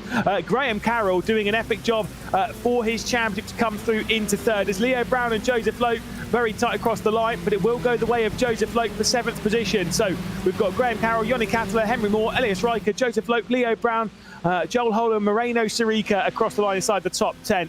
What a drive, though. I know I've said it a couple of times, but Hull's been fantastic in this one to come through inside the top 10. Brilliant stuff to survive in what is some of the most difficult conditions. All the drivers across the line on the lead lap have done a really solid job, because surviving here, really difficult in these cars. Yeah, tough track, and then you add in the rain into that. That was crazy scenes that we have seen. All of the drivers sliding around all over the place. The speed of the hands had to be there, and we unfortunately though we did see a few drivers drop the car. It is just so difficult. We saw some skittles as well out there on the track, but that's just how it is. And in the end, it was Chadwick in the 88 machine who was able to get past Katela when it mattered and then pull away. I mean, look at this move. This is so bad. We didn't quite see it when we were live because we had so much to look through. I know that doesn't look like much, But the bravery to break that late on, sure, on the inside line, like that requires a lot of guts. And you're putting it all on the line at that point. It was a little bit of contact as Cattler was sliding around the inside as well. Honestly, brilliant drive from Will Chadwick. And he seals victory again. 3M UK then on top. Ronnie Smith in second position. We'll talk with those in just a moment, along with Graham Carroll for the second time this evening. Yanni Cattler in fourth position, denied the podium, but not by much. Henry Moore, fifth position, solid result for the champ leader after the double victory at the second race at Snetterton and, of course, the first race this evening. Backing it up with a fifth place here. Ellis Riker in sixth position with Joseph Loke, Leo Brown and Joel Hull. Very tight across the line between the trio there, 7th, 8th and 9th. Moreno Sharika wasn't too far behind either. As we'll see on to the second page of the results, 11 on down. Isaac Price, that probably a bit of a disappointing evening for him considering the pace that was behind the G2 Esports driver. Matthias Van Erven, Olivia Hayward and Serge Fitzpatrick, 13th and 14th, decent for the Prismatic team, with Giuseppe Lafaro finishing a lap down. Mamo Yankalila and Remy Gilbert, 17th position for the Guild Esports driver. There'll be a lot of questions for the Guild team after what was a difficult day in the second race at least. Will Murdoch there on debut, of course doing a good job in the first race, not so good in the second. Ryan McAuliffe and Gritiago Martau in 20th spot, all retiring from the race. Beckham Jasir, Goga Bowdy, Peter Studacek and, of course, Simon Kulik. Alpine not having a good one in there. We'll catch up with our top three finishers and, of course, we'll speak to Will Chadwick first. On top again, and let's talk about that. What a fantastic victory, especially after the dramas that you had last round with that incident with Goga Bowdy at Bombhole, of course, Snetterton. That was a solid performance, epic drive and an epic victory. How are you feeling right now? Pretty good. Firstly, sorry to the incident I had at turn 1 for the people driving. I got squeezed onto a puddle, and unfortunately in these cars, when you hit a puddle and you're on the brakes, you lock up. So, I mean, I did what I could to avoid the incident. I hope the stewards see it in the way that I see it, but I doubt that. But yeah, no, thank you. Knew I had some good pace in the warm-up, so I gave it my best shot. Yeah, I mean, we did see that incident down into turn 1. Looked like a tricky one. Of course, that's just the nature of this racing. Sometimes it can be a little bit difficult. What was going through your mind at that very moment? I just needed to make positions, right? So I was trying to make... the problem is, when you try and overtake in the wet, you go offline, you're on the rubber. And in a car without any ABS, it's quite hard to make a move. Sometimes if a car ahead of you is not making mistakes. So... I was just trying to get through because I knew that I had good pace, but I was a little bit far back. So I was just trying to make moves, and I'd never want contact like that to happen. It's not my intention, but it's just unfortunate. And I'm sorry to the guys that came off badly from it. Now, Cameron Roger was classifying you as a reverse grid bandit after another good reverse grid race, saying that maybe you're lacking the 10th or 2 to win in a main race. That's what he said. That's not what I said. That's what he said. What do you think of that? I mean, do you think you've got that extra couple of tenths to go after Henry Moore and Graham Carroll in the first race? It seems like you've got the pace in you. In the dry, probably not. I didn't really focus much on the dry because both our races were scheduled to be wet or very, very likely to be wet. So I think we were quite unlucky for it not to be wet in the first race, but that's just how the cookie crumbles. And I got along with it, made sure I was in those reverse grid places, and then capitalised when I knew I had the pace and the practice on this wet circuit. Well, great result regardless. And again, a fantastic race victory for you, Will. And I'm sure we've got a few more to talk about throughout the second half of this season. Good luck. Thank you very much. There we go, Will Chadwick on top here for the second race here at Oulton Park. We'll catch a chat with Ronnie Smith. Wow, we said, obviously a reserve driver jumping in for his first round in British F4 Esports. Obviously, you did the Formula 4s last year and showed fantastically in here. Did you think coming into this round there was any potential of you grabbing a podium on this stacked field? No, definitely not. Oh, here you are on the podium. I mean, how do you feel? Yeah, it feels good. It's been a difficult few days. Obviously, I was racing in Petit Le Mans at the weekend, so I've only had a few days of preparation, and the rest of the boys are out in Valencia and doing motorsport games, so it's just been me. It's just been quite difficult, but, it's paid off. Obviously, in the first race, you had a good battle to grab the final spot inside the top 10 as well against Beckham Jasir. And in this one, you had to work your way forward as well. It wasn't given to you at any point. How difficult has it been to take this car around the circuit, especially in the second race in those really, really difficult conditions? Yeah, I mean, it's probably one of the hardest combinations I've driven in a long time. It's very slippy. not much grip around, so it's just searching and waiting. I knew the opportunities would come eventually, because the cars are so on edge, it's like driving on very thin ice. So I thought the opportunities had come, and then they did, and we just had to take advantage of it when the opportunities came around, which I thought we did quite well. Yeah, indeed. Obviously, you said there about like Matt and Kieran, they were off in Valencia and stuff. Yeah, we were just speaking about that. We're missing a few drivers from this round, courtesy of that. I mean, are you having communication? Are you going to be keeping an eye on what's happening over in Valencia? And has that maybe boosted you a little bit on here, knowing that you're the only one representing the team and pushing that forward? Yeah, obviously the boys are off doing their stuff out there and representing the country well. They're very good at what they do, and I knew that I had big shoes to fill. So I knew I'd have to work hard and do the team well, especially with there only being one car out. Championship-wise, they needed a good point-scoring round, even when there's no one here. So hopefully, I think the team are happy. I don't know why they wouldn't be, but. I think you've very much outdone yourself with a 10th place and a 2nd place. Ronnie Smith on debut here in the British F4 Esports Championship. Congratulations, and hopefully we're speaking to you in the near future. I'm expecting there's more British F4 Esports campaign out of you soon. Yeah, well, I very much hope so after that. Cheers, Ronnie. See you in a bit. Thank you. There we go. Ronnie Smith onto the podium on debut here. And of course, the next driver will be joining. It'll be Graham Carroll again. He's back here, and points. This time definitely worked out. Great drive in really, really difficult conditions. I mean, talk us through your race. Obviously, you had to ride your way through the order and keep it clean.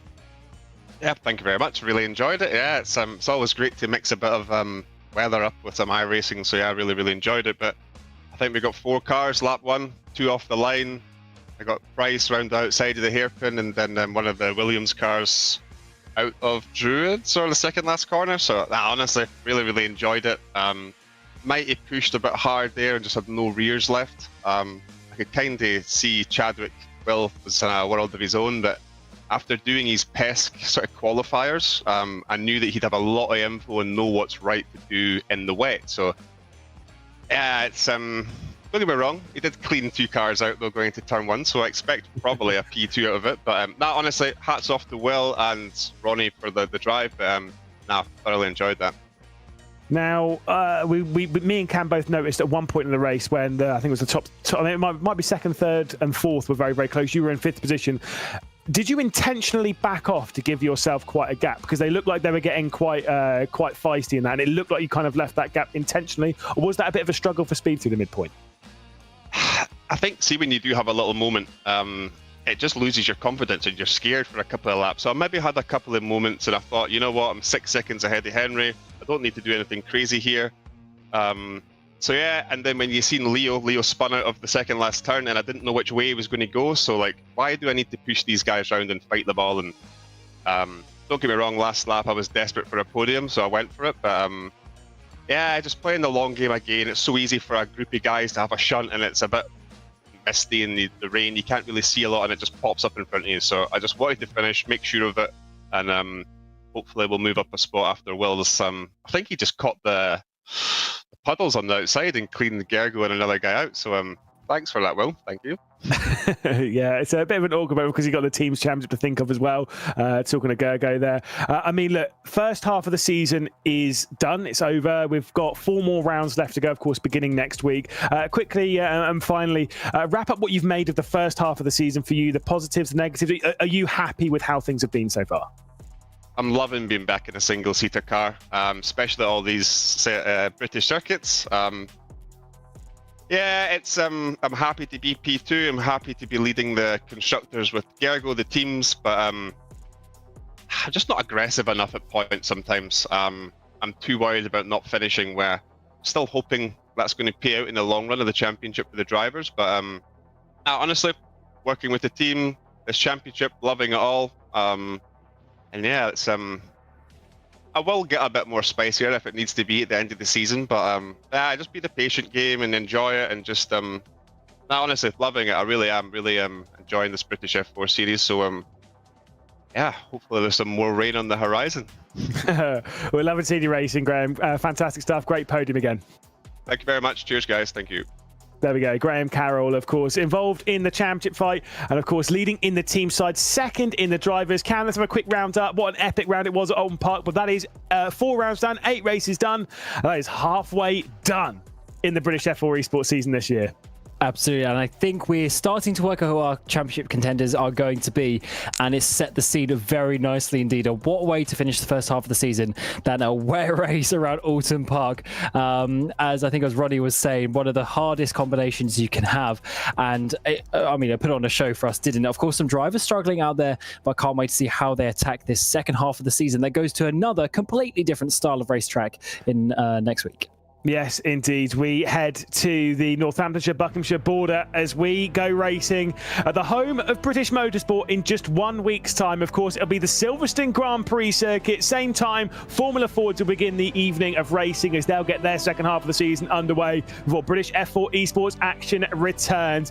We will be closing down on that championship finale in West Kingsdown. We've got 4 rounds still left to go. Thank you so much for joining us. Lewis McGlade, Cameron Roger in the comedy booth with Hugo Luis bringing you the broadcast. We'll see you in just 1 week's time as we go to Silverstone.